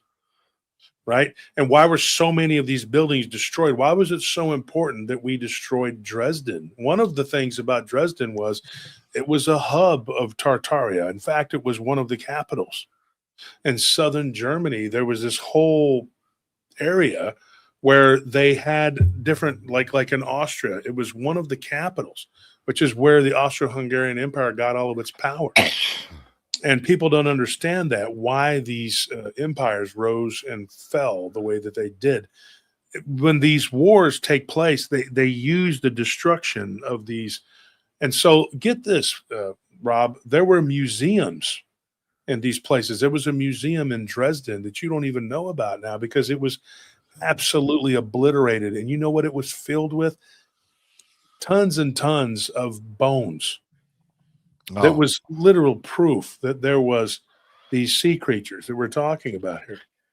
And it's something that people don't talk about. They don't even talk about it. And then there were pieces of metal that were from a spacecraft that was dated at like millions of years old. And it was this weird metal, like the kind you can crumple up and let go, like Roswell type stuff. Yeah. This is the kind of stuff that was also found in Baghdad. Because when we invaded Baghdad, and I've said it a million times, I've interviewed a ton of people, including my old co-host who is deceased now. But, where did they go when they first showed up in Baghdad? They went to the museum. Where was Hillary Clinton trying to go with those emails? Gilgamesh, she wanted his tomb. He had a staff that she wanted. These people know this, and they know that Tartary was real. They know that this was, and I've gone down that rabbit hole. I don't believe it happened in the way that they say it happened. That's the thing. But I do believe it was real. I think it was a thing. I don't buy the mud flood. I just don't buy into that. Okay. But I think that some of it was a man-made mud, flooded out and destroyed. But the wars took out all of those old buildings. That was the job, was to cause everyone to fight. And we destroyed some of our history, and God forbid that it ever happens again. But we destroyed so many of our artifacts in these museums and in these places. It's not a coincidence that some of the cities that were absolutely leveled, like the firebombing of Dresden, was multifaceted. They were to destroy and kill certain groups of people so that they could affect the numbers that they needed to create a narrative, which was part of it. But then also to get rid of a lot of that old world architecture, because Dresden was a capital of Tartary. It was the Germanic capital of Tartary, the St. Petersburg, the burning of St. Petersburg. And I think it happened more than once. I think it was during Napoleon's time when they burned it. And then it happened again, and it was destroyed during the Russian Revolution. And I think that Stalin locked up a lot of these artifacts, and then that they are still there. They're still, Russia kept a lot of them intact. And so if you were to read these Russian files that are being released, go to Yandex, look it up, whatever, you can start to see like a pattern of destruction that these people are all about, destroying the truth. The fact is, the plesiosaur, if we were to be able to find it, would be the missing link. And what I mean by that is, if we went in and we found Nessie, which I don't believe they ever will let us truly find it, because I don't believe it's a reptile in the way that we think it is. I think it's something in between a reptile and a mammal, because it has the ability to go into that very, very cold lock, birth live young, and then once they're big enough, then it goes back out. It's a seasonal thing. Hundreds of people have seen Loch Ness Monster, but have we ever talked about Loch Ness Monster in the true sense of it? Now, my dear friend and colleague, Ken Gerhardt, he's written a book about the Loch Ness Monster, but when you read the book, and no, I don't want to attack Ken or anything like that. It's not what I'm doing. But it's very basic in the way that, and he told me, he says, this book doesn't sell as good as his Bigfoot book, his Big Guide to Bigfoot. And I told him, I said, it's not a sexy read. And what I mean by that is there's nothing new to it. It's just kind of like the information. It's the history of it, I think. Yeah, the history, yeah. And so you get the stories or whatever, Yeah, but you're not postulating on anything new and saying what it could be and why it could be. Yeah. That's the problem. And whenever I wish I could download my mind onto a file and just let people look and see what I know, because it's and it sounds goofy to say that, or even maybe bordering arrogant, but what I'm trying to say is, like, it's hard to get the words out to say it. You know what I mean? Yeah. But that would be a whole nother way to look at this. You know what I mean? Yeah, I do know what you mean. I get it.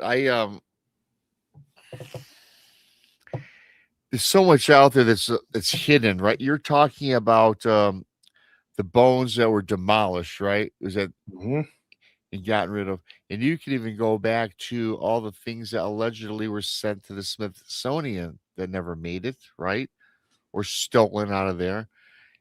Do you think that all the answers that we're seeking is over there up in Rome? I do. That's a good question. I think that below the Vatican, they have St. George's Keep. Yeah. And I am a big believer in St. George's Keep. I believe that they have specimens. I believe that they have these cubes. Cubing is something that we also lost the technology for, because cubing actually can trap these angelic beings. I say angelic as in not necessarily the good angels, but these inner species, like they are human DNA mixed with the DNA of the fallen or the watchers, right? And what they did was they created bloodlines, the Nephal, the Nephil, and the Eliud, and there were just, it goes on and on. And so I think the flood wiped out a lot of it, but there were multiple floods and there was a lot of reset going on, and it wasn't just human. I think it was these angels themselves resetting it, because and what we think of as angels, we're talking about aliens, but they're not really aliens, are they? There's something else. And then the fallback is always like, well, they're interdimensional. No, dimensional in the way they come from the fourth density or the fifth density, but not in the way that we would think of as an angel. It's like another being, right? But there are different ones from different timelines, and not only the ones from this timeline and the time loop that we live in, the Matrix and all that. Listen to the Friday shows, guys, with Takayasha we've been talking about recently. You'll see what I'm talking about. And then if you were to take these different alternate realities, and these are alternate realities, not in the different dimensions, because each reality has the different dimensions, 9 to 11, possibly 12. Depending on who you believe or what scientists you believe from the Max Planck Institute, you can cut it down and you can see how or why there would be so much of this. One of the things that's interesting too is Antarctica. Now, what is Antarctica? Is Antarctica literally like an ice shelf that could go all the way around the round Earth, but not the spherical Earth? Like the Earth is just like rounded like this, like a small dome. Not the dome that goes over the top, but like this, and then below it is just this triangular looking iceberg looking thing, which is the inner Earth. But then what if there are multiples of these in multiple different oceans? So all of these creatures could exist in a way that we couldn't possibly fathom, because there is an ocean. We know this. There is an ocean within the Earth that is more vast than the ocean that we know on the surface. That's incredible. That's hard to fathom. That is hard to imagine. But we know now that science has told us, and our science is very incomplete, but we know now that it exists. So then you're looking at what could live in there. And how is it that there are lakes and rivers? Again, this is weird. How are there lakes and rivers of fresh water that exist within the oceans? Yes, I heard There are that literal before, rivers. too. Yes. Yeah. Yeah. And so when you get down in there and you start looking at all of this, you start going like, what in the hell? It is so bizarre and so weird and so mind numbing. And for people to be so caught up in academia's bullshit, excuse my language, but Yeah. it really is. They'll be like, well, that's because they said that it was this and they said that it was that. And I looked it up and there wasn't a museum in Dresden and then blah, blah. Dude, they destroyed it. And that's because you're not looking at the Russian records that are telling you that that's what they did. And the Russian records are telling us this because they didn't participate in Dresden. They tried to get Stalin and the communists to go and bomb, but it was something that they stayed out of. Not because they weren't down to do deviant crap, because they're not good people, but because they knew that if they did it, they would get the blame for the firebombing. So it was Polish pilots that had British guns pointed at their heads and told to go do it. And they bombed it, even though the Poles didn't want to do it, because a bunch of their people were there in those POW camps. And it was a Red Cross center. There was no military target there. So why bomb the living crap out of a city that was not a military whatever? The Red Cross was there. Switzerland had a little base camp there that they were neutral. It was to be left alone, and they bombed it and murdered everybody. Yeah. And they couldn't even blame it on the Germans because there's too many witnesses, and because the Soviets said, yeah, we were approached by the British and the Americans to commit this war crime, and Stalin used that to pat himself on the back, even after all the other war crimes he committed. But that is what happened. That is literally. And so if you looked at Franco, the guy that ran Spain for a long time, he came out and he actually talked about, hey, what's up, Brian Bowden? How you doing? He actually came out and said that they did this, and they firebombed Dresden. And he said that, you know, that him and Stalin, the only thing they agreed on, one was fascist, one was communist, that was a horrible thing that they did. They killed about 257,000 Jewish POWs. They killed 119,000 Poles. I can't remember. The numbers were just staggering of these people that they killed, right? And even Russian POWs. And people say, well, Stalin didn't want to do it because he didn't want the Russians to be killed. He didn't give a crap about his people. He was like Santa Anna when he said that my people are like so many chickens. I don't care. He didn't care. He doesn't care. Chickens or whatever. But the bombing, he knew that he would get it laid at his doorstep. And so he said, I'm not going to do that. And he snitched on them. He said, this is what they did. Well, how do we know this? Because the Poles, when the Russians rolled through there, because you remember, this was an air assault. The ground assault came in, and the Allies didn't take Dresden. The Russians did. And when the Russians took it, then they intercepted these Polish pilots, and they took them in, and they interviewed them. And they said that this is what was done to us. And then everybody's able to go, well, the Soviets are lying. They just lie. And that's not what really happened. They're just saying that for the propaganda against the West. No, that is what happened. And I believe that's what happened.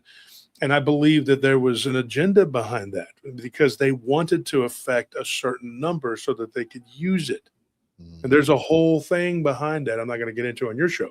Yeah. But that is what they did. And it was multifaceted, multi-purposed, destroying the hub of that culture. And that, because Dresden was a cultural hub, and it had a lot of the old world Tartary there. They destroyed a lot of the major cities. Leningrad was another one that was just absolutely obliterated because of the siege. And the Finns and the Germans laid siege to it along with their Spanish allies. And they beat the crap out of it. And of course, they bombed the crap out of it. And a lot of Tartary was destroyed. You know, and I'm telling you, it happens over and over and over again. And they have obliterated our past, our history. World War II was more about the destruction of the old world.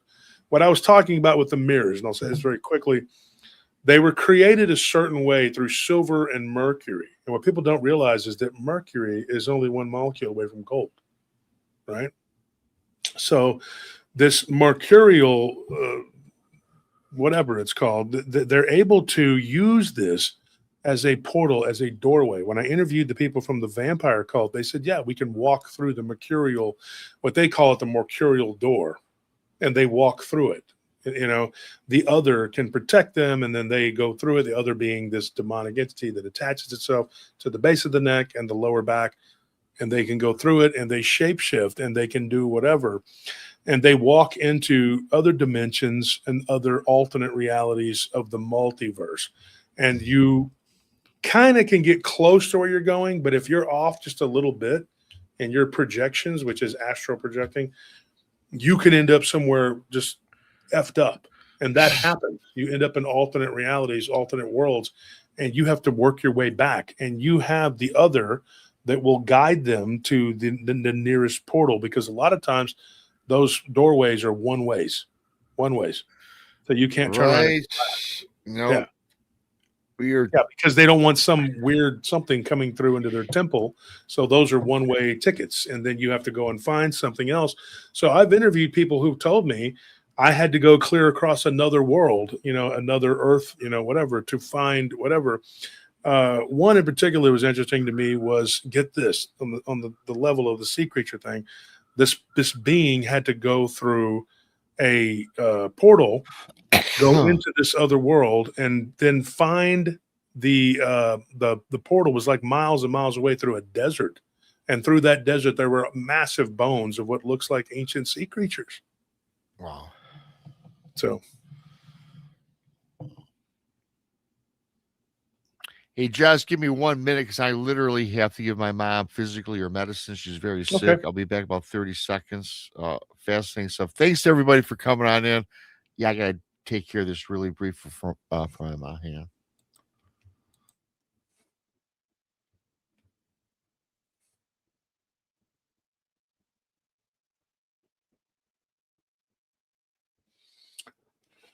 oh,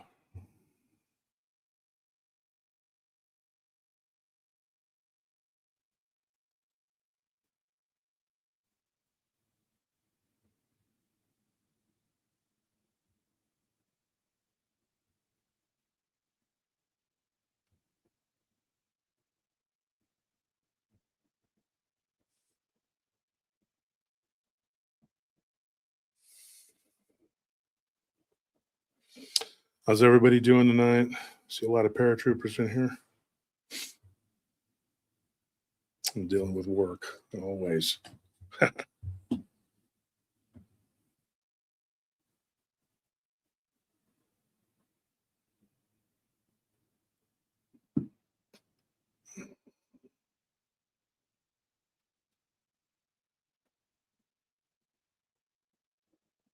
Two Shadows says, I think you blew Rob's mind. Nah, Rob's talked to me many times. We were good friends, and he's interviewed me before. He knows that, you know, this goes down a rabbit hole of, yeah, this does go all over. And I apologize for stepping away, as most people. So my mom moved in with me about 7 years ago, because my father passed. She's been really sick. So there's certain things I have to do. There's a lot of times she sent me a text that I had to help her. So I don't mind doing that, of course. So that's why I had to step away. I don't want to get into it tonight, but yeah. So send prayers out to my mom, if you would. Absolutely. Yeah, because my mind's like all over the place the last 4 weeks. But again, enough of my tale of woes right now. Always fascinating, Josh. And yeah, I mean, you're talking about earlier, because I was talking to something with Brandi earlier. I want your take on this, because I've asked the opinions of many people. Last year, I actually was reading a bunch of books, went online, talked to a couple people, because I tried to astral project. I get a lot of vivid and lucid dreams. Some I've been ID'd in places where I've not been. I've told stories about that before, and so I want your take on this. So I was doing these meditations. So I was doing this for several months, and I wasn't getting anywhere with it. I'm like, well, this astral projection is, what I'm doing something wrong, or maybe it doesn't work, or I'm whatever. So I got to tell you this. It was last year, and I was watching something on television or whatever, and I shut it off and I put on the meditation that I was suggested to use. Right. So before you know it, Josh, for whatever the reason, I'm crawling down my hallway. I'm out of the chair. I think that I'm out of the chair. I'm crawling down the hallway on my hands and legs. And then I look back over my right shoulder and I see my physical body sitting in the chair watching the TV, just like I was doing, just like I was looking at myself. When I saw that image and here I am down the hall, and all of a sudden I just freaked out. I snapped out of whatever trance I was in or whatever I was doing, and I regained my consciousness in the chair watching the meditation. And I don't know what the hell happened to me. People suggested I kind of left my body. And I tell you what, I quit practicing that. Okay. I just want your take on that because I don't think I've ever told you about that. Of you, when I was going through my ritual or whatever I was doing, meditation, trying to project myself off the things I've been reading, and then I'm crawling down the hallway, man. And then I look over my shoulder and I see my physical body in the chair. And then I seen that. I freaked out and boom. And there I was back in the chair again. Was that just a lucid dream, do you think? Do you think that I actually left my body for some split moment? lucid dreaming and out of body experiences can be one and the same. What people Okay. don't understand is like you have one that I think is more mental and one that is more spiritual and giving you a very basic, Yeah, I got you. whatever.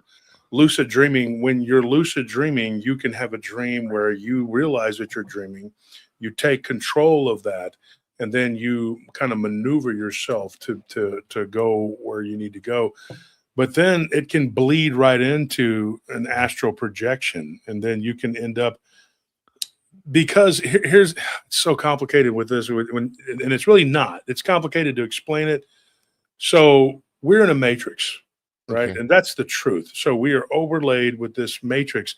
So what ends up happening, one thing that people don't realize is that you can take control of this matrix, right?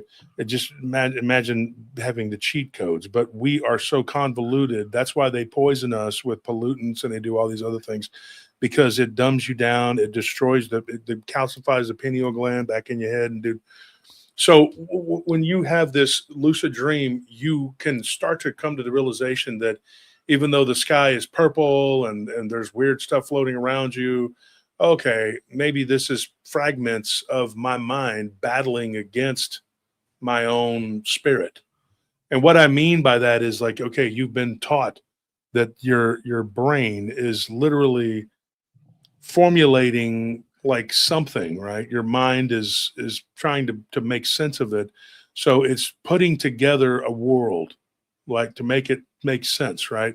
Yeah. But in reality, you're out of your body spiritually, and that's why you're able to control and do whatever it is. And then a lot of people will report that the world that they see and feel and whatever will melt away, and then they will be able to take control. But it becomes the normal mundane world that we live in. And I've heard of people falling from the sky and reporting that they've done different things, and it's a whole weird thing. I've been given stories of people, tons and tons of people, being out of their body and living in houses that are reputedly haunted, and they will see things. It's funny because This is an interesting one. We're talking about sea creatures here, and I'll give you this one that'll go along with this. There was a guy near not Cape Cod. I think it's in the Caribbean. Anyways, Yeah.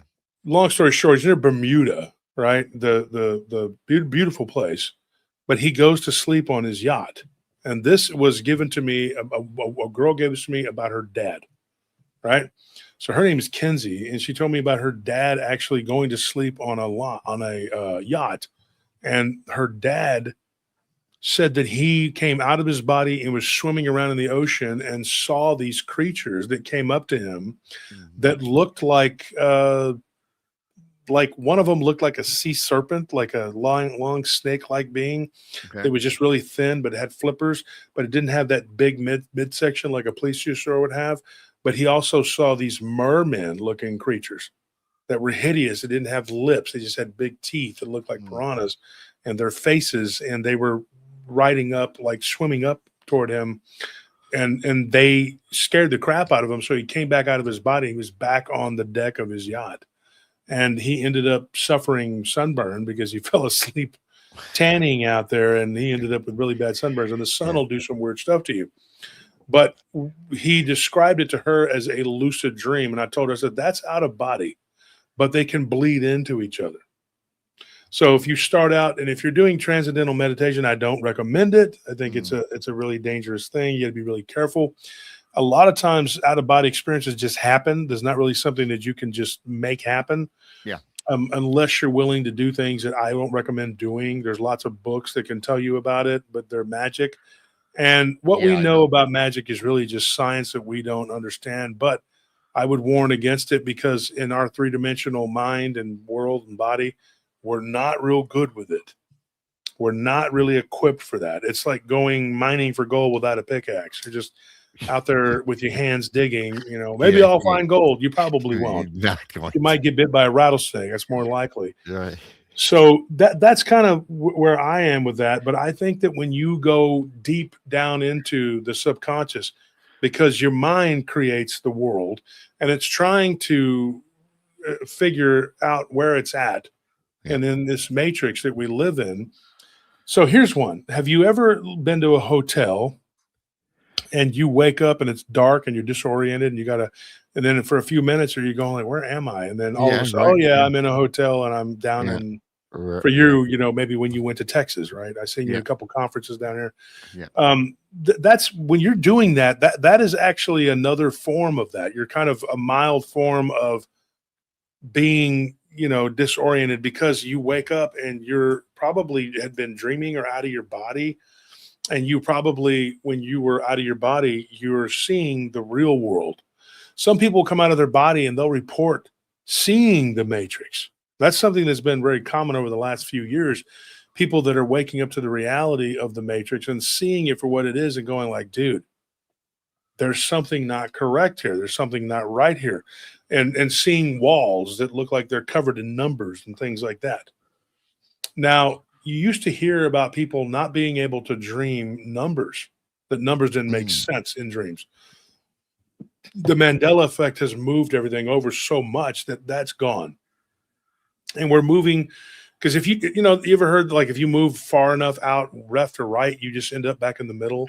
Yeah. That's kind of what it is. We've been pushed so far that we're kind of looped back around, and everything is starting to come to pass. Everything that they did not want us to know is starting to be known because they've jacked around with us so much. So in other words, inadvertently CERN, the Hadron Collider is part of that they have literally used this so much to try to, make us forget and get rid of everything, that it's actually made people suspicious and brought us into the fold of what is real. And I think that they overplay their hand. They are being a very specific group of people who run the world. And what they do is, or at least they think they do, and they're doing it at the behest of these archons, which we call demons, but they're really not demons. They're fallen angels. And not necessarily the fallen angels, but the rebellious angels that didn't get imprisoned. They're out free roaming around. So what happens? They use this, technology, which is really a type of high magic, but it's also technology. and they create this alternate reality for us to swim in and live in. And then all of a sudden people start to wake up because everything is so weird and so warped that they can't undo your memories. They can undo a lot, and they can trick you and gaslight you, and they can change our reality around us, but they can't change your memories. Your memories are sacred, given to you by God. And so they are poisoning us with all these different things like autism. They are using these VAXs to do that and to destroy us. And I'll say it here on your show first. I mean, I'm going to talk about this eventually, probably on Random Files on Rumble, because I can't really do it on my show. Yeah. But I believe in reincarnation. I think one of the reasons why they're giving you the the VAXs, and what they're doing is they're creating autism to where people can't speak and tell you. So when you die, if you come back as a seer or a teacher, you won't be able to talk. You won't be able to prophesy. You won't be able to do the things that we need to do. And even if you can leave your body, you can't explain things. Now, I have a woman who told me her son is autistic, but that he comes to her in her dreams, and he can speak and talk normally, and he gives her all these ideas and thoughts because he can't communicate with her in his body, because they have hurt and destroyed the vocal part of him. He cannot relay what he has to say. So there's no vocalization. So he talks to her spiritually. So it's all part of the mind, body, brain, whatever, spirit working together to get the message out. So they do things to us to disrupt us, causing heart attacks, strokes, anxiety, and causing social anxiety and fear, agoraphobia. You don't want to go outside or do anything, terrified of having to do things, lethargy, filling you with parasites, anything and everything they can do to shut down and silence those that are telling you. I even believe that this damn war that I had to fight for 2.5 years, which for all intents and purposes for me is over, but it was 2.5 years of hell. And I believe it was orchestrated. Not necessarily these people were paid shills. Maybe they were, maybe they weren't. But they were being used by the Matrix to throw everything they had at me, to stop me from speaking, and then losing part of my audience, part of my membership of the show. Not the members only, but like just the people that watch, and destroying my views, destroying my base, so that they would discredit me and invalidate me. And these people were like, they were being driven by some kind of sickness. Well, in essence, they were, because the Matrix is lashing out at you because you're pointing out what it is. And this beast, this Matrix that we're living in, has become its own entity unto itself, because these powers that be, the archons and their human, I say captives, what they really are, they have given their power to this, to make this happen, so that you will not be able to say what you have to say. So if you were to die and return, and I believe in reincarnation, a lot of people don't. A lot of Christians are just like, no. It's the truth. If you don't believe it, you don't believe it. There's a ton of evidence about it. But you come back to do it. So this time you come back, the overriding, what do you want to call it? Like, you have to take the VAXs as a kid. Mm-hmm.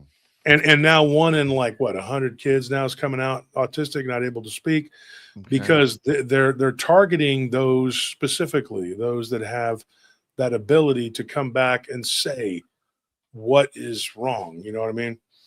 Mm-hmm. And so that is something that I think is a big problem. I think that these VAXs they're putting things in there like mercury. They're finding that in all of these different VAXs. Why? Because that will disrupt your brain. That will stop certain things. That it's poisoning you. It is a poison. And when they do these things, then you can't, speak about what you need to speak about. You won't be able to prophesy and tell people the word of God. You won't be able to bring people into the fold and teach them that we are being gaslit by evil, governmental entities that are all working together to suppress the masses. And I believe it's going to become more and more prevalent, to the point where anybody who could have said anything, they've shut them down. And then the people that can't really say or do anything about it, they don't really know. They're not really taught. They're younger souls. They'll just become slaves. And that is their goal. Because in their own words, they have to have a world of their own. And their world means destroying us.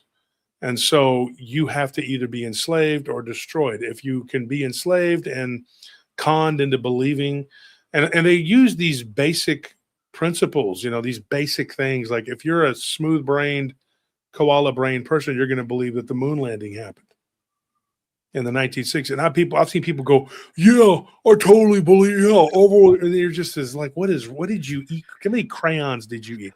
How many lead chips did you eat? What did you eat that is doing this to you?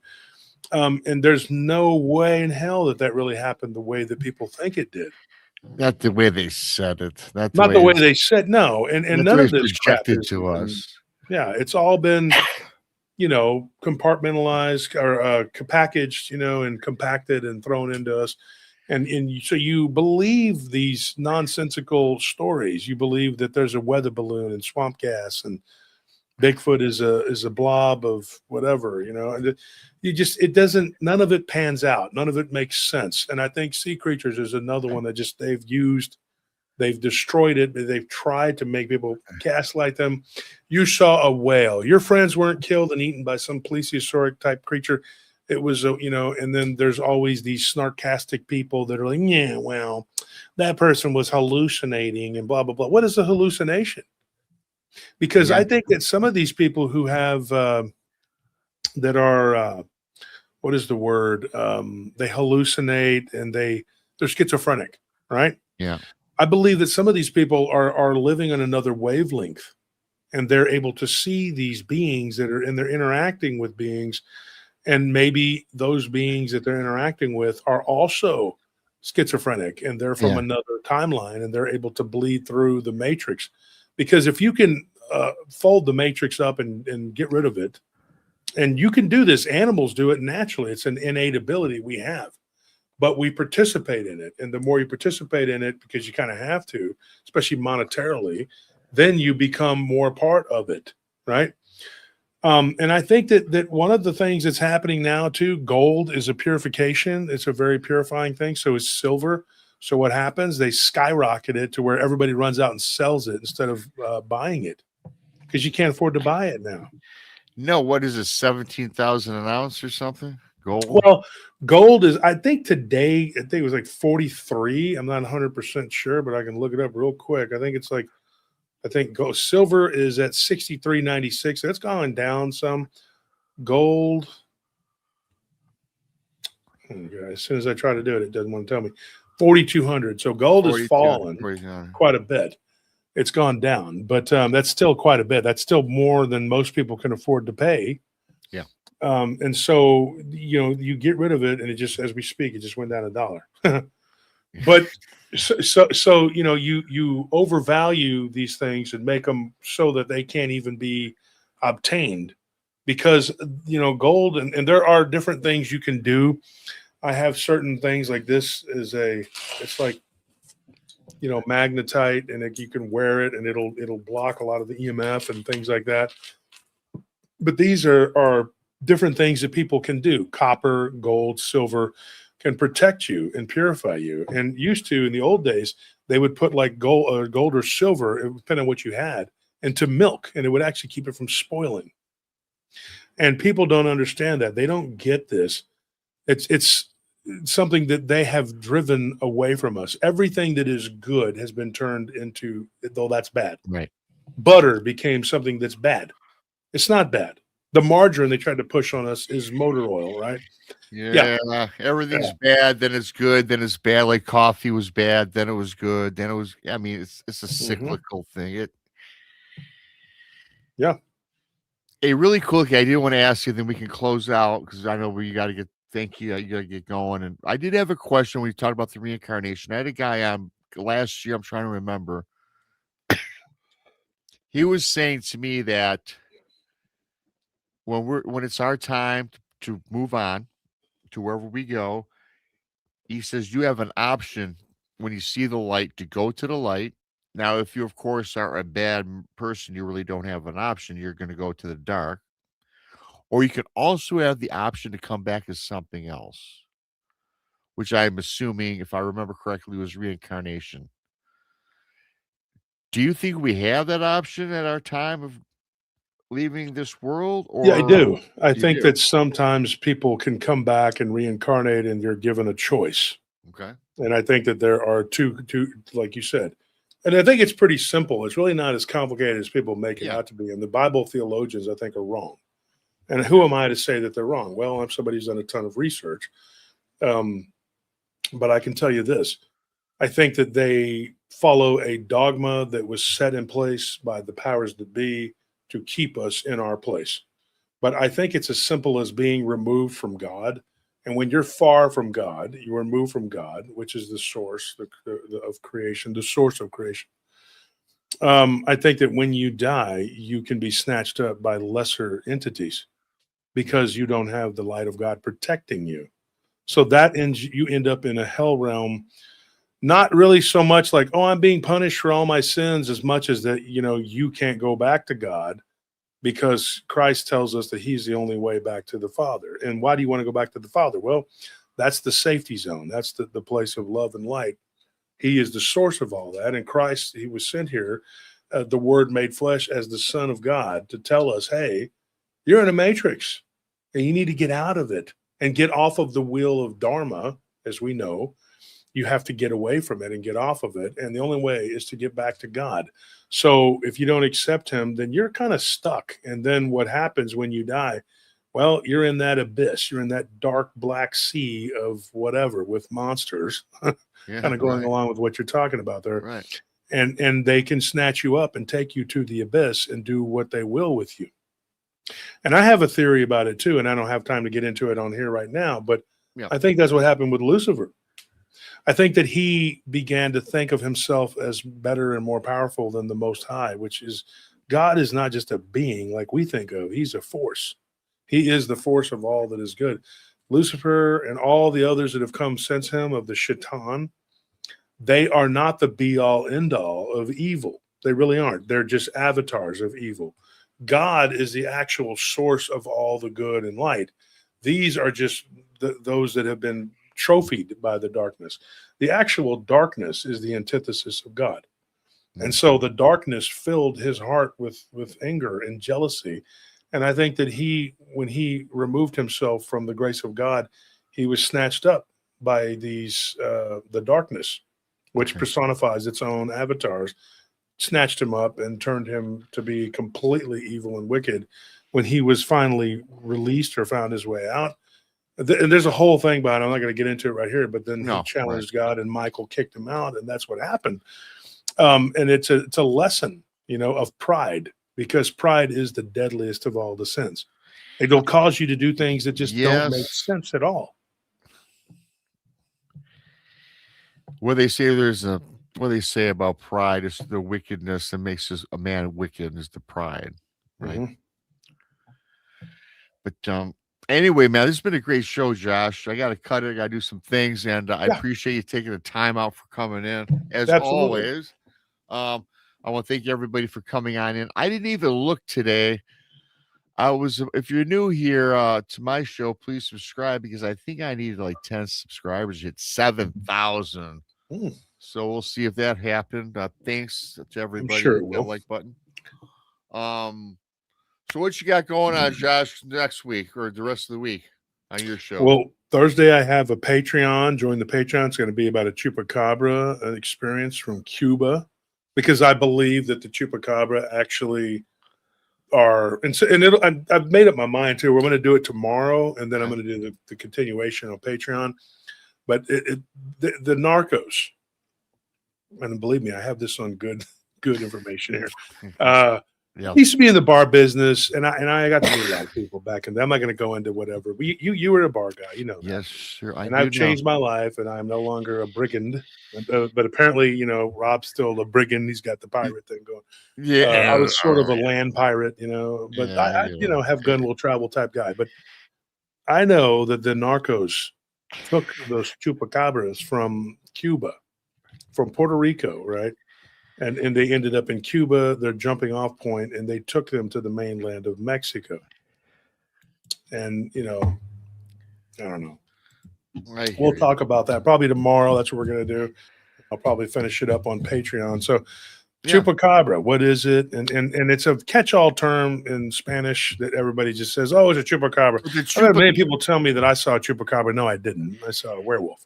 But the chupacabra is just not something from Mexico, right? It's all over the planet. Yeah. But I think that what they did was they released these things. They were in the islands, I think the Dominican Republic and Puerto Rico, and then they ended up in Cuba. And that's where a lot of this stuff happened. And this guy had an encounter with one years ago. And but the narcos picked them up from Cubans, you know, through the drug trade, and then they brought them back to Mexico as pets, thinking that these are cool looking or whatever. Right. Yeah, right. Yeah. So anyway, that's what we're going to be talking about. So everybody like and subscribe to Rob. Rob's an old friend, good guy, good friend. You know, was a friend and an ally when I was being attacked, when I needed a friend, and I always appreciate that. And anytime you need me to jump on or whatever, or you want to invite me on. Yeah, no, I get you when I can, because I know you're busy and there's things going on, and I just thought it'd be cool to talk a little sea serpents. And of course, I knew we would go all over, which is kind of what we do anyway. Yeah, I mean, you just can't do one topic, right? You got to go all over. Because as far as I'm concerned, it's all the same, but different. It's all connected. Yeah, it's all connected. With that being said, thanks to Josh, thanks to everybody, thanks to Brandi for popping on earlier to help me out. Thanks to all you guys. Hit that like button, subscribe if you're new. Leave a comment afterward, and we will see. I'll see you Thursday afternoon with Monica. I don't know what we're doing, but me and Monica do a gig 1 o'clock Thursdays, and I'll be back Saturday night at 11. Thanks, everybody. Have a great rest of your week. See you.